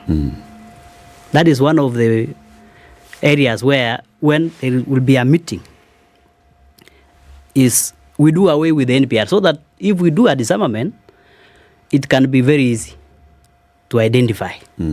Or if you meet someone on the road, you can easily identify this is not, we do not have guns in the bushes.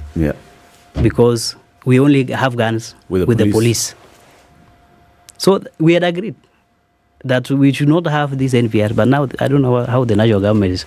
That is the reason why when we come together and talk as leaders, the solution can come, instead of probably the CS moving around alone. Yes. How many heads of cattle does one herdsman look after? It depends. On average? 50, 100. So how big is a herd? You know, a normal, ordinary herd, when you're driving around West Pokot and you meet with a herd of... Maybe 100. 100? Yes. So there'll be like hundreds of different herds all over the place. Yes. So when you steal 100, is it possible for them to disappear? Yes. Okay. Yes. How so? Because of the force. If people use force, of course, you cannot trace.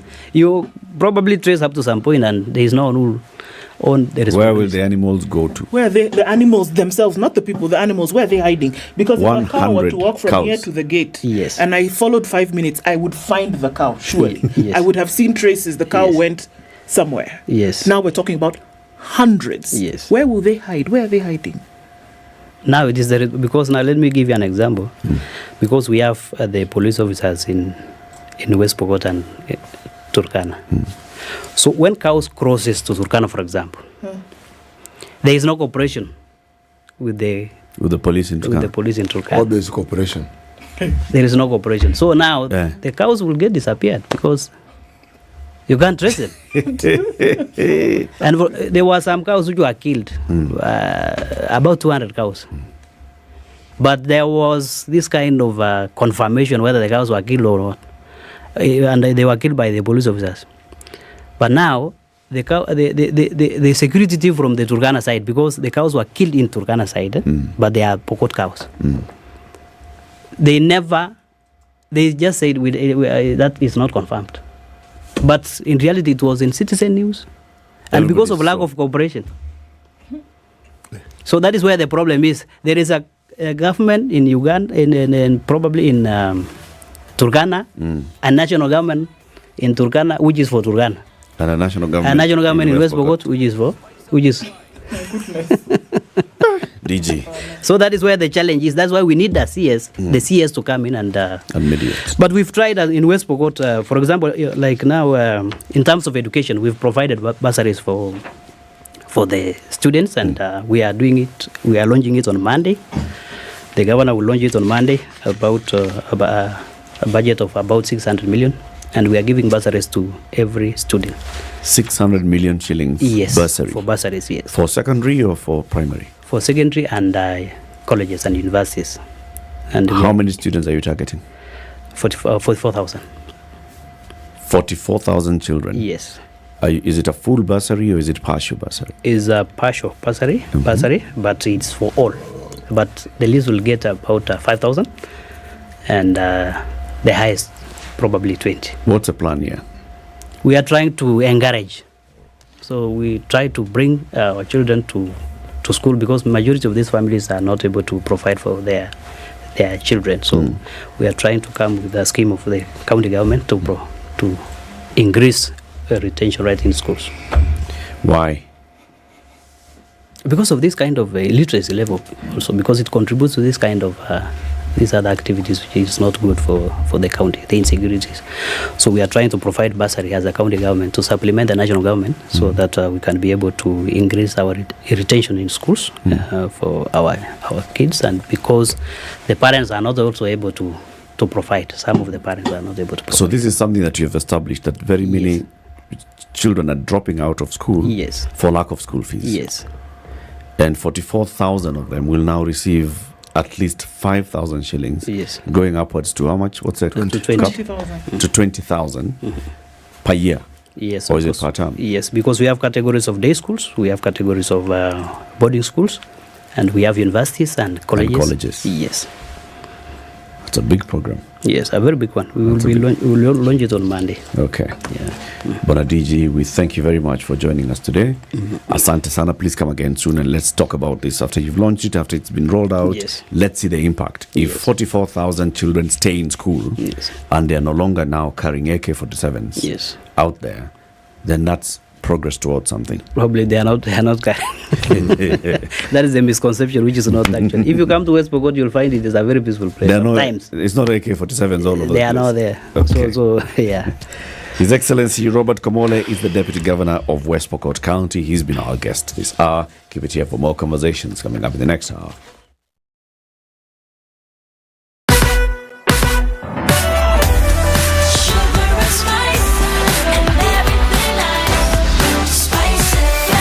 Spice up your life.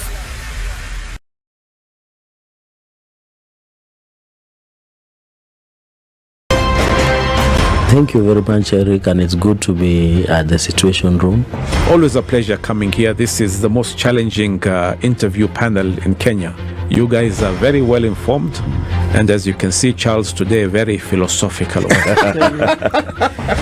To be poor in this country is the greatest sin you can commit, not just from a legal perspective, but from life generally. It is very, very skewed. We've just heard on the floor of Parliament, just most recently, a leader within the ODM saying that Sisi ni ng'ombe is a baba. Which means that you're willing to be milked dry. You cannot force me to believe. I'll give way. If it's land that I'm told to return to you, I will. Okay? Because the court has said so. But I'll continue saying, watu wamenirusha. That's all that I'm doing. The Situation Room, Kenya's biggest conversation. At a few minutes after 9 o'clock, I think we've done really well with traffic this morning. Just a little bit left on the Thika Superhighway, and that's just as you're coming in from Survey towards the Pangani underpass. It's busy on Limuru Road. Wow, it's really busy on Limuru Road this morning. Coming in from Red Hill, past Karura Forest, Gate D, and then out through towards Muthaiga. That has held up for a while. Still a hot traffic minute coming into Westlands as well from Lower Kabete. So we're going to keep an eye on that and see what happens as we get closer to the end of traffic hour. It's busy on Landis, very busy as you approach the Kamkunji roundabout. So let's watch out for that, see what happens as we come to the end of traffic hour. In the meantime, let's talk on SpiceFM KE on X, hashtag The Situation Room.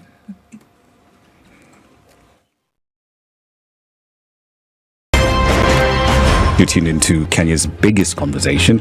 My name is Ramanya. Amen. Amen. So 1 hour is over? Yeah. Oh, yeah. Okay. It gets over Can you imagine in 20 minutes. What the big boys have also done. I'm very proud of myself. When you understand about partnership in politics, it's like the way marriage is these days. When you're looking for a wife, you're like, maybe you can help me pay for fees as I pay for the rent. Why should you have a lioness living in your bedroom? I have to tell you a story. I went for a prayer meeting, which was called for the spouses of candidates for senators and governors. And when I got to the gate, the lady who was the secretary, she refused to. She's telling me, no. Leo tunataka wa mama. Leo ni wa mama. I'm telling her, no. She said, no, sio siku yenu. And I thought, there's a problem here, because if it was a man, but this was a lady. It will be called First Ladies until you change the name. The Situation Room, Kenya's biggest conversation.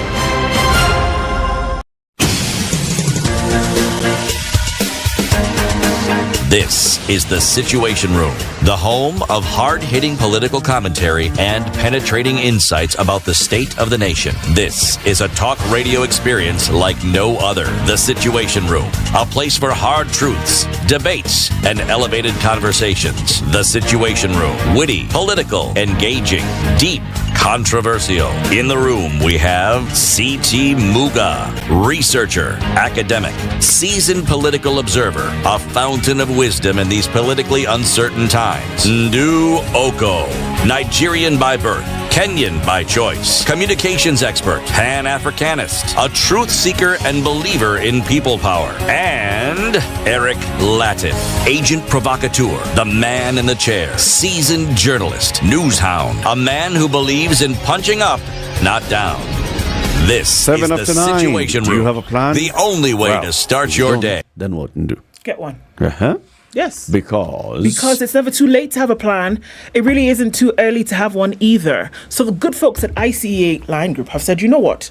Come down and talk to us. Let's see what you can do with what you have where you are. Why? Because no matter how young you are, no matter how younger you are, or how old or older you are, there is a plan for everybody. And the sooner you get into it, the sooner you can actually then get into life and see what's going to happen. You want to do this by this age. You want to make sure that by this age you have done 1, 2, 3. This is the time to get all those, nuts and bolts in place. And ICA is going to help you do that. It's www.icelion.co.ke. Thank you very much. Get it today. Plan now. Kabisa. It's Thursday. We are going to have a justice conversation for the next 1 hour. And now it's justice from a different angle. The legal policy issues challenging the music industry in Kenya. There are many. So from the law side, and when musicians talk about, tunadhulumiwa, tumedhaliliwa sisi kama wasanii, hatuonekani kama sisi ni watu ambao kwamba tuko na talanta zetu ambao tunakulia sisi na haki zetu zimekanyagwa haki zetu bana hatutaki haya. George Robert Asewe is an entertainment lawyer. He's a lawyer for entertainment. No. You have to pause appropriately, man. Otherwise you're going to change the meaning of what you just said completely. Okay, pause where? Well, when he says an entertainment lawyer, meaning either he's a lawyer who entertains. Yep. Does a jig or he entertains legally. Or or what? I just had a moment. So pause where? No. He's a lawyer, period. He's an entertainment lawyer. No, he's a lawyer who specializes in entertainment matters. We do not say he's a lawyer who specializes in constitutional matters. We say constitutional lawyer. Then we have criminal lawyers. Let me explain to you what. A lawyer who specializes in criminal activities. Yes. And now we have an entertainment lawyer. You know why I'm nitpicking this? I taught the English language for a long time. And people kept telling me, you're an English teacher. And I said, I am not an English teacher. Because you're not from the country of England. I'm a teacher of the English language. Difference. Huge difference, actually. Okay. So you say what? He's a lawyer of constitution. No. Please proceed with the constitution lawyer and entertainment lawyer. But he's here and he can tell us what he prefers to refer to. Are you a lawyer for entertainment? Can you imagine we've argued Are you over a lawyer for entertainment's sake? We've argued over your own role for the last 4 or 5 minutes. Or you're an entertainment for a lawyer? I'm a lawyer for the entertainment sector. I'm also a DJ, so I entertain. I guess you're an entertaining lawyer. Both sides apply. Yeah. Beautiful. Very good. You are also the founder of the Music Advocate Africa. Yes. And you are properly clad on brand, the Music Advocate. Yes. What's that? The Music Advocate Africa is an e-learning company that I founded for the copyright industries. And the reason why I founded the company is because I realized, both as a practitioner of law, that there was a serious challenge when it comes to how Kenyans manage their intellectual property, especially within the copyright sector. So we not only design learning solutions for stakeholders in the copyright industry, I'm also accredited by the Law Society of Kenya to train lawyers on matters to do with intellectual property, entertainment law. There's a serious deficiency of the number of lawyers in the sector. And I think that's why you are seeing almost every artist complaining that wanadhulumiwa. So part of what we also do is to build capacity of professionals like lawyers, artists themselves, companies that create copyright. In Kenya, we have a product called the Copyright Business Leadership Program. And copyright has been documented as one of the sources of leading sources of development in major economies around the world. In Africa, for instance, the Nigeria film industry is one of the largest employers. So within the context of Kenya, our Copyright Business Leadership Program targets the way companies are struggling with managing IP. I'm sure last year you covered Safaricom, Equity Bank, all having issues to do with the exploitation of music. So if even the big boys and girls are having this challenge, what about SMEs, which are the majority in that sector? So that's partly what we do. We are also an advocacy organization. My foundations in the sector comes from advocacy. At a time when Kenyan artists were not able to access their digital music streaming data from telecommunication companies, I moved to court in collaboration with other artists I was representing just to advance these issues. Today, artists are able to get data. Once upon a time, they were not able to. So the music industry in Kenya has been growing at a pace where a lot of developments are actually coming out as a result of litigation in court. Another piece of public interest litigation, for instance, I've been involved in is around the licensing of collective management organizations. It was only a court directive that the government developed rules for public participation when licensing CMOs. It had never been done before. So the first time it was being done is 2019, again as a result of challenges in court. Right now, their money is being held in court. There's something called the private tape levy, which is actually money which should be going to rights holders who are affected by gadgets like computers, flash disks, which are used to copy and store music. A lot of times these gadgets are used to illegally copy music. So globally, there's been consensus that countries need to establish systems for compensation. That matter is in court. So again, for about 10, 15 years, the music industry in Kenya is being led by litigation in court. And as the Music Advocate Africa, we felt up to when will we litigate? We've been part of the litigation, but there's room for building consensus around the stakeholders who seem to be fighting, and probably that's why I'm very happy to be here, because we can also talk solutions, not just highlighting the challenges, but solutions. Very good. Talking solutions shortly. First, let's hear the day's proverb from City. Listen to the proverb. Okay. Of course, you know what you need to do next. Yes. Please give us the interpretation of the proverb. Our proverbs for the whole of this week are from the Republic of Ghana. If you have been to someone else's farm, you cannot say you are the only true farmer. If you have been to someone else's farm, you cannot say you're the only true farmer. CT, I must confess that this is usually one of the most interesting segments of this show because I get to interpret. But if I was to put it in the context of music, then I would say that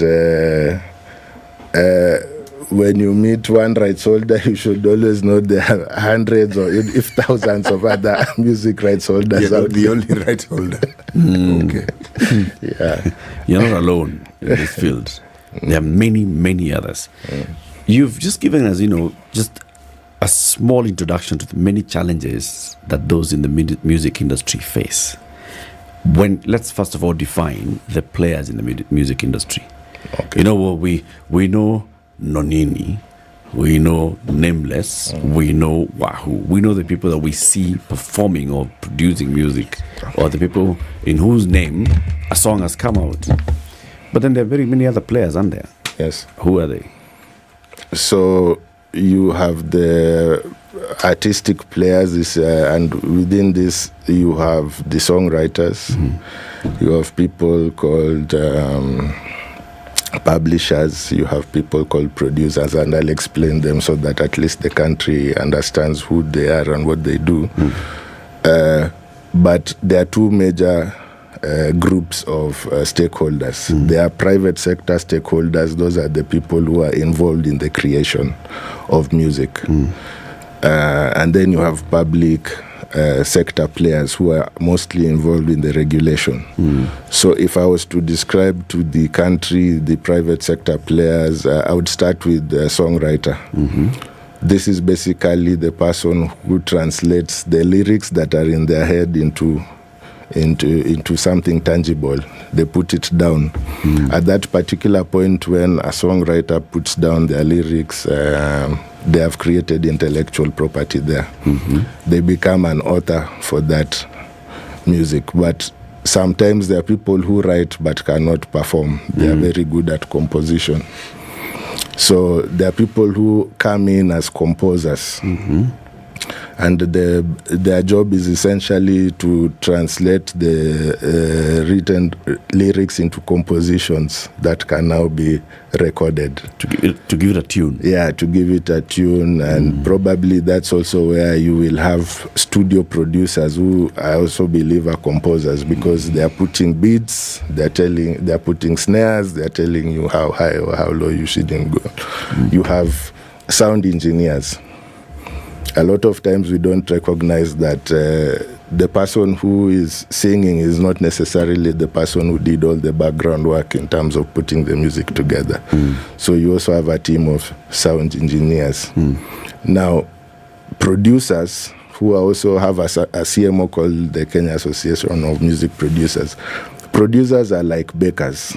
They bring all the ingredients necessary to bake this cake we call music. So it's the producer who's probably signing agreements with the recording studios, identifying which studio producers to work with, is the one who's financing choreography, video, and all that thing. They are basically bankrolling the process. You have publishers whose major role is to take the finished product to the market. So sometimes, I'm sure you've heard of artists who sign deals where they are given some money upfront by a publisher in exchange of their rights. And now what the publisher does is that the publisher either joins a CMO or finds ways of commercializing this music, because the publisher has to collect royalties, and it's from those royalties that the publisher will use to recoup the investment. Remember, they gave some initial investment at the beginning. So then you have the performer, again also represented by a unique CMO called the Performance Rights Society of Kenya. The performer, as the name suggests, is the person who's actually performing the music, and is a rights holder whose rights are enshrined in the Copyright Act. So and then you have intermediaries. Now these are like companies like Safaricom, Skiza, Spotify. Right. Intermediaries essentially are companies that sit between creators and consumers. You have CMOs, which are also intermediaries, because CMOs are a bridge between those who create music and those who use music. So a radio station like this will definitely have to be licensed by a CMO, because it would be a nightmare if SpiceFM was to deal with every rights holder. It would be impossible. It would be good for us lawyers, because we would have hundreds of thousands of contracts, but it wouldn't be practical. So all these players that you've described, it's possible for one person to be all this, right? It's possible. It's possible for somebody to sit down and, translate what they have in their head. Aya twende tetema, oh mama tetema, katoto kamenoga, na kapata ndizi za Bukoba. They have written it. Yes. And then they write it down. That's the songwriter. And then the other guy there starts putting in, oh mama, oh mama. That's the composer. Yes. And then there's the other guy now, Funwa Mitango, who's doing this thing with software and puts in the beats. Tick, tick, tick, tick. Yes. That is? You have audio engineers and you have the studio producer who's more or less of a composer. So could be the guy. Yes. Okay. Yeah. And then now you have Sony Entertainment or whoever, or Caliph Records. Those are now publishers. Those are publishers. Yes. Kina Caliph Records. And producers at the same time. They finance projects, yeah. Oh. So you may find that a person is all these things, or it could be different people. The person who wrote Haya Twende Shikidi Liquidi could be a guy who never sang for a shilling in his life. Yes. How do you register all those rights? How do you recognize the input of all those players in the rights? So, first is to say, I think as Kenya, we are very progressive in terms of prescription of some of these rights, because we have a Copyright Act which clearly spells out how these rights should be registered or protected. There are challenges with the Act, and we'll talk about them, but in terms of just giving a backbone for all these processes, that framework is there. So I like the point you've brought, because that is causing a lot of challenges when it comes to licensing of certain products. I'm going to shock the country. We don't have a legal framework for exploiting digital copyright. We don't have infrastructure. And I challenge you today on this national radio to parade artists who are benefiting from their digital rights, who are earning a living. It's practically impossible, because the digital services that are operating right now in Kenya are operating without a blanket license. And I'll explain what a blanket license is. It's basically what I was telling you, that SpiceFM cannot identify each and every rights holder and get their permission. So they trust MCSK, they trust Kenya Association of Music Producers, they trust PRISC to give them one license that will cover all this use. Again, it is these three CMOs, MCSK, that has what we call the National Repertoire or National Library. They're the ones with the registration details. So if you're a songwriter, as you've asked, where do I register as a songwriter? As a songwriter, you are supposed to get compensated anytime a music project or a song you've been involved in the production is commercialized. And commercialization here means that if that music is played on radio, then that music has to earn some money. Yeah. So if you are registered as a songwriter, then when that compensation comes out, you get your share from the CMO. It's the same thing for authors. They have to be registered with the CMO. So Music Copyright Society of Kenya represents music authors and publishers.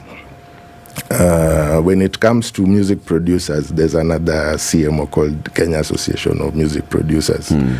I explained that they are the bakers who bring together all these actors. But there's also the Performance Rights Society, and their mandate is to ensure that anytime there's a performance, either on TV or radio, that their members get a share of that performance royalty, because the copyright laws in Kenya give the stakeholders in the music industry certain rights. The Copyright Act recognizes that there are two major types of rights that can be given to any party in a music transaction. There are rights to do with the musical works, where I was telling you it starts by putting down something on paper. So there's a whole process under that. Rights are created.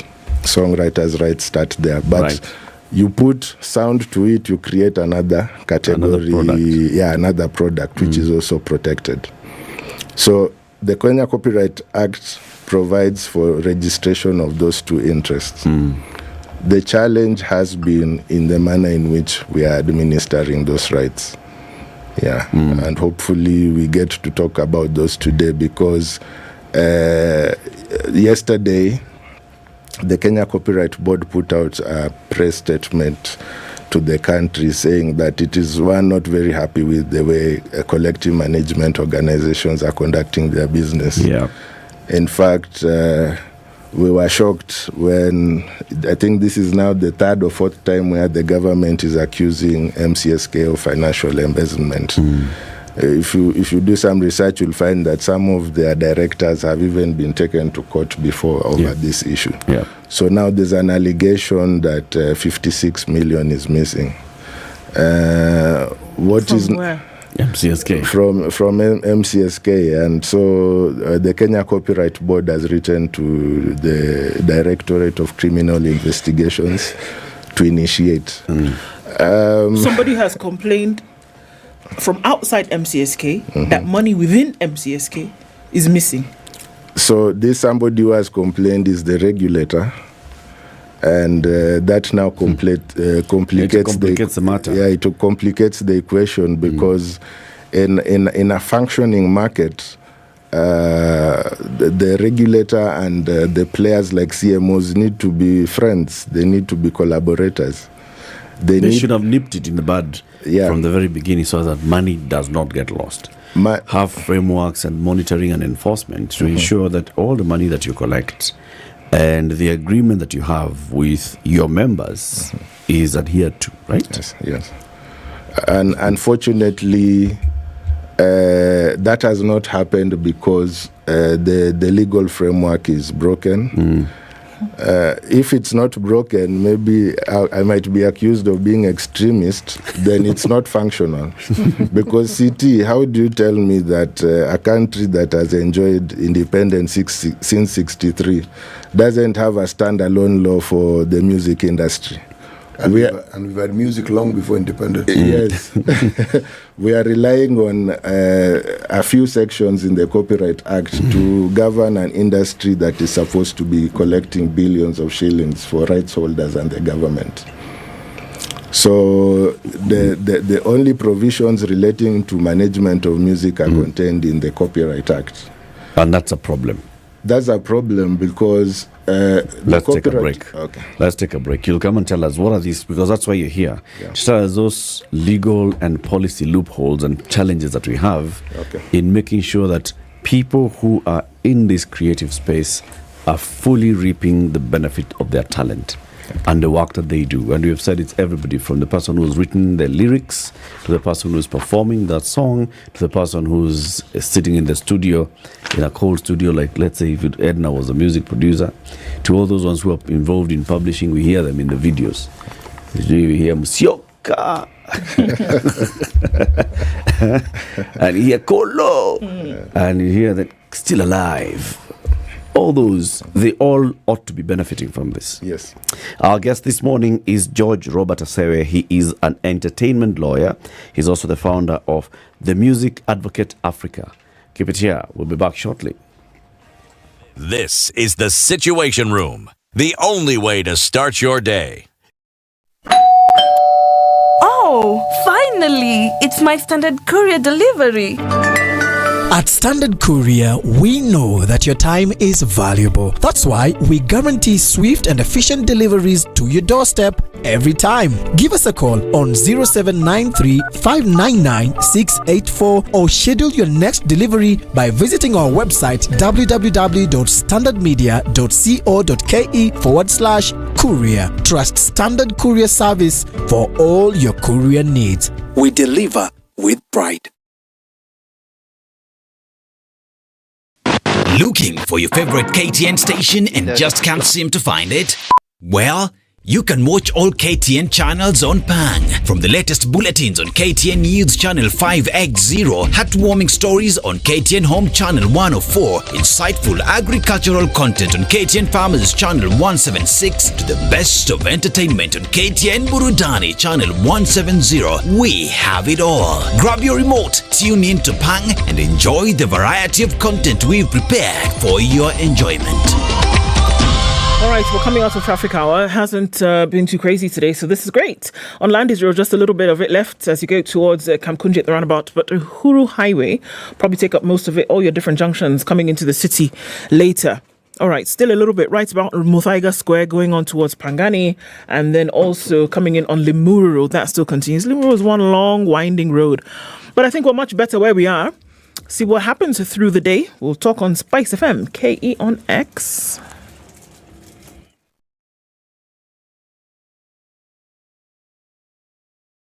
Mature, intelligent talk every morning. Spice up yourself.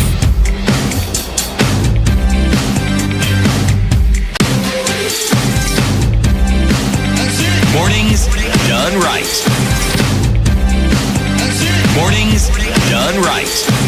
94.4 Spice FM, Nairobi. George Robert Asewe, entertainment lawyer and founder of the Music Advocate Africa. He's our guest. Let's talk about the legal loopholes that we have. As we went into the break, you said we only have one law that is managing all these rights and all the routes of extracting value from these talents. Yes. The Copyright Act. Yes. And what's wrong with that? What's wrong with that is that the Copyright Act is supposed to be regulating several sectors. If you are a visual artist, somebody who draws or paints, you are protected by copyright. Photographers are protected by copyright. Film are protected by copyright. Those who are developing software applications are protected and regulated. Same law. Same law. So at what point is the Kenya Copyright Board supposed to take its resources to help developing the music sector? At what point is it supposed to take its resources to develop the visual arts sector? You'll notice that in the visual arts sector, we don't even have a CMO for visual artists, meaning that a potential source of revenue that can make visual artists earn for paintings and sketching, paintings and drawing sketches, and all those things, and even photography. We don't have. They've never been represented in this country since 1963. So what is their fate? Okay. It's because we have this one law and this one organization that is the mama and baba of everything. And they've come out and said we are struggling with our mandate. We are supposed to champion new laws. We are supposed to license CMOs. We are supposed to be the ones in the forefront in administering copyright education, and they've been saying they don't have a budget. That's the issue? I'm sure they can better defend themselves. I think some of these things are also intellectual. For instance, developing law to enable Kenyan musicians benefit from streaming. We don't need workshops. We can do it here right now in Nairobi. As an organization, for instance, we've even published a bill for collective management organizations. We funded it ourselves. So there's no reason why this law should not be in place. I hear what you're saying, Wakili. There's no reason why it shouldn't be. But I think that we ought to look a little bit deeper, because we can be here at surface level talking about the things that do not exist. We can talk about the laws that have not been enacted. We can talk about various things that have not been activated. But for me, what is inherently limiting is because we do not see the value in this thing. There are some jurisdictions for which this is a no-brainer. That there are people within your society who are creative, whose calling is just that, and it has been seen from very far what they can contribute for themselves and what they can contribute to societies. That is why things like Hollywood have come into being, because they realize we can build entire cities from people's talent. We can build an entire global movement from people's talent. And for me, the reason why you don't have an enactment of such laws is because people just don't see the value, number one, and people are not interested in making sure it is activated. So should the focus, and it's sometimes the communities, it is the communities sometimes who have to birth that deep need or desire in other people. For you to see the value in this thing, it's almost like a switch that goes on immediately, because you see, that there can be benefit across the board. Let us do all that we can do to make sure that these things work. And that's how these things happen. So should the shift of focus then go towards making sure that there's an understanding of truly how valuable people who make music, people who create art, people who act in society, what they can contribute to so many things, to the economy, to culture preservation, to so many other things. Should that not be the switch? And then you can see that it'll be enacted as a result of that. I'll give you an example. People have been doing digital work for years, but suddenly there's a realization that, wait a minute, these folks can actually contribute something to the economy. How long did it take for the national government to get involved in making sure that, one, there's the creation of these jobs, and then there's ring fencing of these individuals who are doing the work? Did anybody have to ask them? So is it possible to switch? And I know there's few people in the advocacy spot like yourself, but is it possible to switch the focus and say, yes, we know that these things are not here, but how about we now start creating awareness around the value of so many individuals who make up communities in this space that they can add to the country? Does that sound like something that would that work? Makes a lot of sense, and I think that's why I went the direction of setting up a company that can make people realize that we're actually sleeping on a very large opportunity. You see, a Kenyan musician, a professional one, if they get the necessary support, this one individual is capable of creating employment for between 25 to 30 people. Every musician requires a competent legal team. Every musician requires a publisher. Every musician requires a producer. Every musician requires a publicist. Because artists do not own the content they put on social media, you need a web presence, you need a web development team. You need a digital team to help you put out your music across all the platforms. You need a business management team that will be busy conducting meetings with corporates that might be interested in partnering with you. You need choreographers if you're a performer. You need videographers. You need to put your music in video. So if we get it right in this one sector, we can create a multiplier effect in terms of the employment.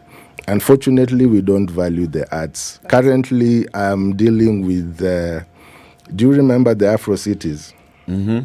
Where it was held in Kisumu. The conference in Kisumu. Yeah. Can I shock you? The artists who performed in that organized thing have never been paid to date. Who was supposed to pay them? The organizers, which was the county government. We reached out to Afro Cities, which is an organization that hosts this event across several countries, and they were like, man, we released money for payment, but some of the money got into the system and artists have never been paid. So when you hear government saying it wants to take over the space, then you get concerned. No, you get very concerned. Because the last time as a country we did a national audit on the music industry is 1982. What was the national audit? President Moi, then our former president, was concerned that he was watching local media and the Kenya market was consuming a lot of foreign kind of music.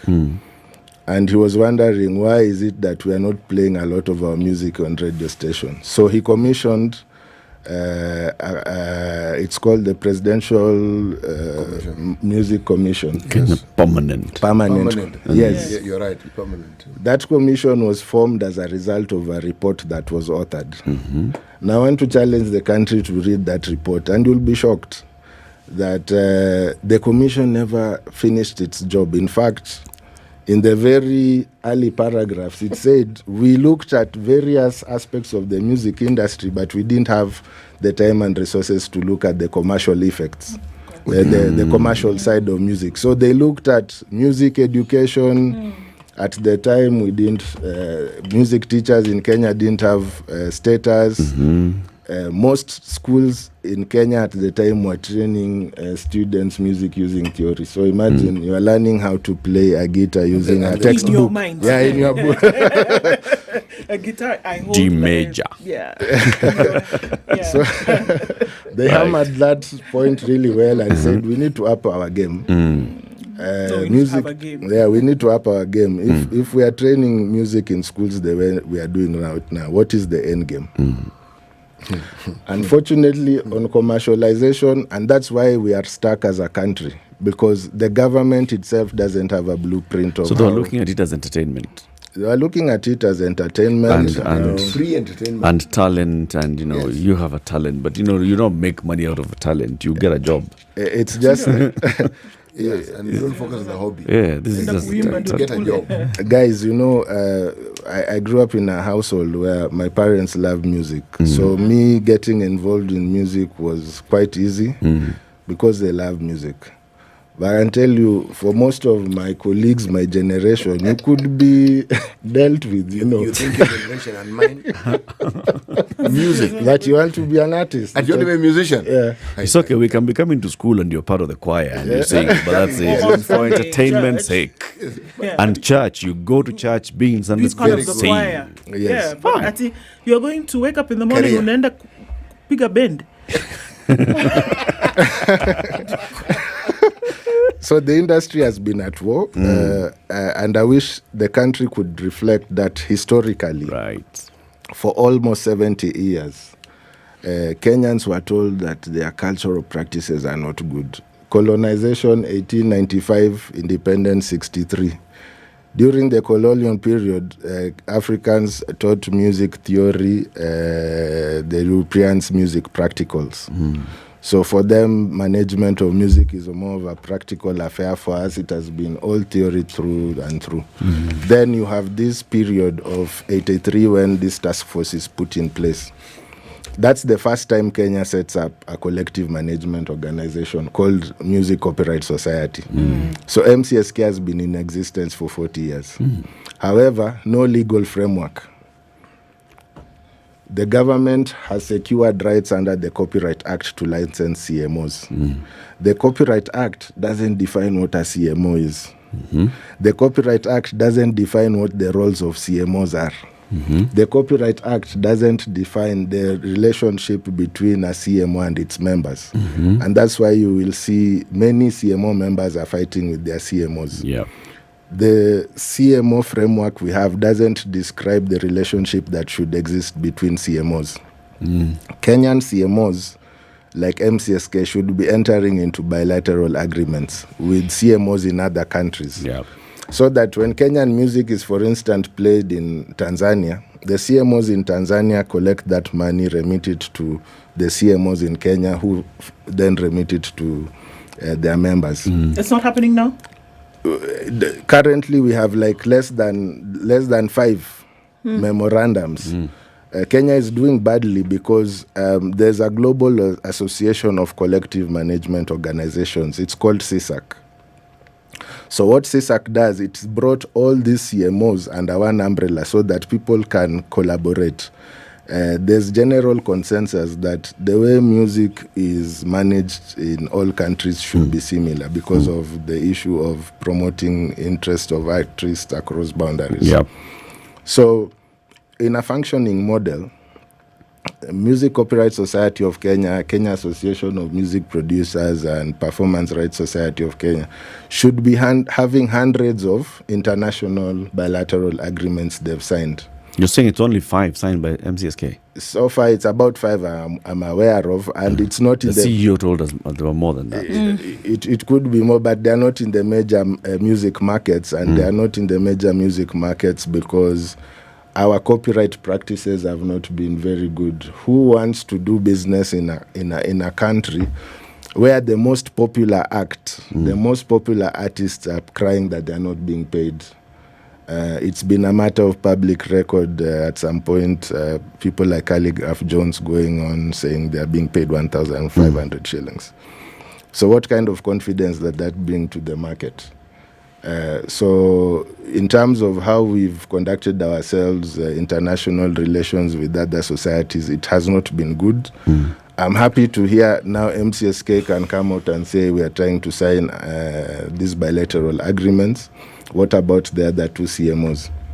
The reason they have not been doing that is that the Copyright Act does not envisage that CMOs need to cooperate. So again, there's no legal framework for cooperation. If you look at the press statement released yesterday by the Kenya Copyright Board, one of the areas that they are attacking the CMOs, they are saying these guys are not managing money well. They are not complying with the rules that they distribute 70-30. They distribute 70% of their income. What Ezekiel Mtua did not tell you here, and many people probably will not tell you, is that I was part of a team in 2017 when the government, for the first time in the history of the Republic, decided to license a separate collective management organization for authors. This is after MCSK refused to comply with some of the conditions that the regulator had put. At the time, MCSK refused to submit its audited account, meaning no one could tell, other than the directors and employees, how much they had collected. When the government asked them to supply their financial documents, they refused, so they were deregistered. I, in collaboration with other Kenyan creators, formed something called the Music Publishers Association of Kenya. Mpake. We had a very short timeline because I spent the whole of 2017 defending the decision to license Mpake. So 2017 was in court arguing motions, but we also had a license in 2018. The first time this country signed a collaboration agreement between CMOs was in 2018 when the Music Publishers Association of Kenya signed a joint collection framework with Kenya Association of Music Producers and Performance Rights Society of Kenya. It was at that point that we committed to the government and told the government, there's no legal framework that says you should use 30% for your admin expenses. But we are looking at where the world is going. There's a lot of digitalization coming up. We are moving from analog to digital. We need to start preparing ourselves for a digital environment. First time Kenya is developing a digital platform for collecting royalties is that time when you were in office, 2018. Before, what used to happen is that MCSK and CAMP would hire agents who are given receipt books. So they walk into your salon, they write for you a receipt. That money is never accounted for properly. Saa zingine you are even asked, do you have change? My God. So we pioneer for the country and show the country that you can actually have a digital system of collection. That is what is being utilized up to today. Now, our downfall as Mpake, and this is the downfall of many great initiatives in Kenya, there's this thing called public participation. Ask Uhuru, ask Raila how painful it is, because you end up spending money. We put in a lot of money into Music Publishers Association of Kenya. It's not easy setting up a CMO in Kenya. So you end up putting a lot of money, and the government at the point appeared to be tired of what was happening. They wanted a new direction. Then decisions were made over a weekend. I think I was one of the happiest lawyers in town, because if you wanted to talk music business, I had to be the one you talk to. And all of a sudden, with all the drama, MCSK has never submitted financial statements. They decide to license Music Publishers Association of Kenya. Music Copyright Society of Kenya. So it's also very difficult to understand what government wants from this sector, because we are operating in a monopolistic environment. Monopolistic. Yes. Let me not be so technical. Yes. How is it monopolistic? collective management of rights operates in a monopoly. So you only have one MCSK that is representing authors and publishers. Yeah. So the government cannot license any other CMO for that Actually, right. why not? That's the problem. And that's why I'm saying we don't have a legal framework, because monopolies, like Kenya Power, you understand why you need to have a lot of safety guards. You need to have a lot of checks and balances, because monopolies create an opportunity for abuse. This is the one person who's been given a license to collect money from everyone who's using music. They have been given permission to invest in technology. They don't have competitors in that area. The one thing they have not done is invest in technology. We don't know how they are monitoring. Remember, they are not part of the international grouping of CMOs that is using a standard technology. The kind of technology used to monitor music in the US, which is the largest music market, should be the same that is used here. Here we've decided to go the procurement way, come up with companies that don't even have connection to the international market. So anytime we present ourselves as people who respect international copyright law, but they tell us what kind of systems they are using. And from yesterday's statement, you will see that the Kenya Copyright Board is saying the highest earner probably has taken on around 750,000. If they for what? 750,000 for the period. shillings for the 2023 period. Hey. So the question that doesn't sound like very much. The question we are asking, where did you get this data from? And the MCSK is saying that they got this data from broadcasters. That alone should show you that there is market failure, because as a broadcaster, you should share your logs with me as a sign of goodwill, but it's actually my obligation as a CMO to monitor what you are doing. There's actually CMO to monitor music online, so it's not a physical process. There are AI technologies for that. We don't want to invest in that, and that's why you'll find an artist saying, "Oh, my music is being played. I've just tuned in. People are playing my music everywhere in clubs, but I'm not getting a shilling." What this artist doesn't understand is that as a country, we do not have a legal framework for managing music data. We don't. How do you manage a music industry without music data laws? Because data is the oil of the music industry.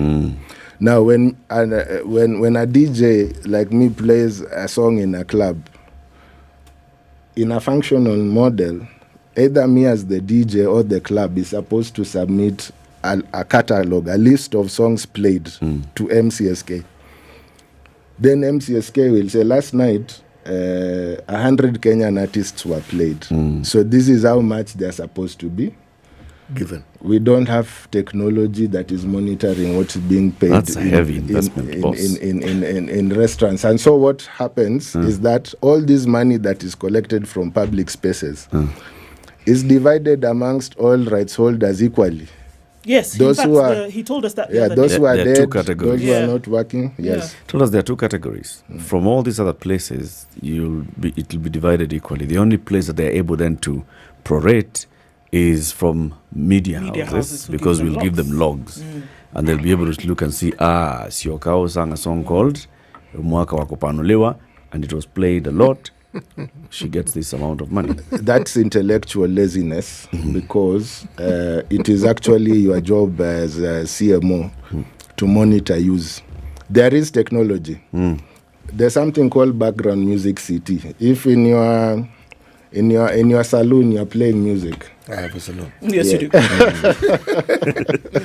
Okay. Let's say from your congratulations. You know, you can use technology to play music. For instance, Spotify has a playlist. Yes. So at the end of the month, I can come and check how many songs you've played for that month. There are actually existing technological solutions that can be deployed. But because as a country, we don't have a law that mandates CMOs to invest in technology. That's the framework you're talking about. That's the framework I'm talking about. Yesterday, the chairman of the Kenya Copyright Board, 2024, is discussing about how the AGM of a CMO is illegal, it's not allowed in law. That's not the job of Kenya. We are so broken that even minute things as an AGM, again, I'll say we don't have a legal framework. CMOs are operating using the company's law framework. Most of the time when you guys break procurement stories here, you can't find directors at the registry, business registration registry. So we need a unique CMO law that will describe how AGMs are conducted. What should be the agenda of the AGM? We are talking about this 70-30 rule. How are we going to agree as a nation on how to cap expenses? So let me jump back to the question of the monopoly. Yeah? The danger of the monopoly we've had with these CMOs, and all artists are suffering, me included. The monopoly that they have is that they do not have a legal obligation to treat their members as customers. You know, and now there you're talking about the value chain, not supply chain. Because supply chain is all about taking raw materials and producing a good. But value chain, I write to you as a CMO, my music is playing all over the place. I ask you, how much have I earned this season? 4 or 5 years later, there's no response. No one has written to you.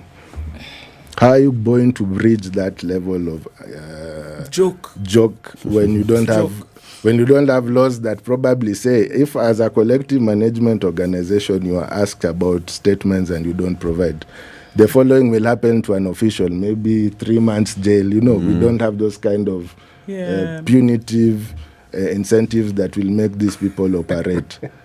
And so how many laws do we need? We need laws to fix our digital infrastructure. We don't have that. That is one. Number two, our Copyright Act is outdated. Our Copyright Act was enacted in 2001. In 2001, City, you didn't have a Gmail account. You didn't. I didn't. 2001. Yes. Even 2022. No, she's not wrong. I learned to use a computer in 2002. And I still have my Yahoo. Charles Muga at 2002. When we wrote the Kenya Copyright Act, no Kenyan had a YouTube account. There was no Spotify. And so this act was drawn at a period when the industry was still dealing with analog challenges. Physical distribution, physical distribution of music through CDs, that was the mode. We are now in a digital dispensation and still the same rules apply. So we need a law for digitalization, we need a law for managing collective management organizations, we need a new Copyright Act, because the one we have is just a parchment of amendments. Most of these amendments are coming after we have initiated litigation in certain aspects. Like the whole issue of skiza music. It needs to be harmonized. Yeah, it needs to be harmonized. Then, do you know that in Kenya today you are not able to use your music to access credit? So we also need laws that build enterprise. If you can use your streaming data, if you can show your bank that my music brings this amount of money per month, then you can use that as security for a lot to be done, advocates. Thank you very much for joining us today. George Robert Asewe is an entertainment lawyer, founder of the Music Advocate Africa. He's been our Justice Thursday guest today. Thank you very much for tuning in. We'll be back tomorrow. It's tomorrow, Friday, finally. 10 a.m. Have a lovely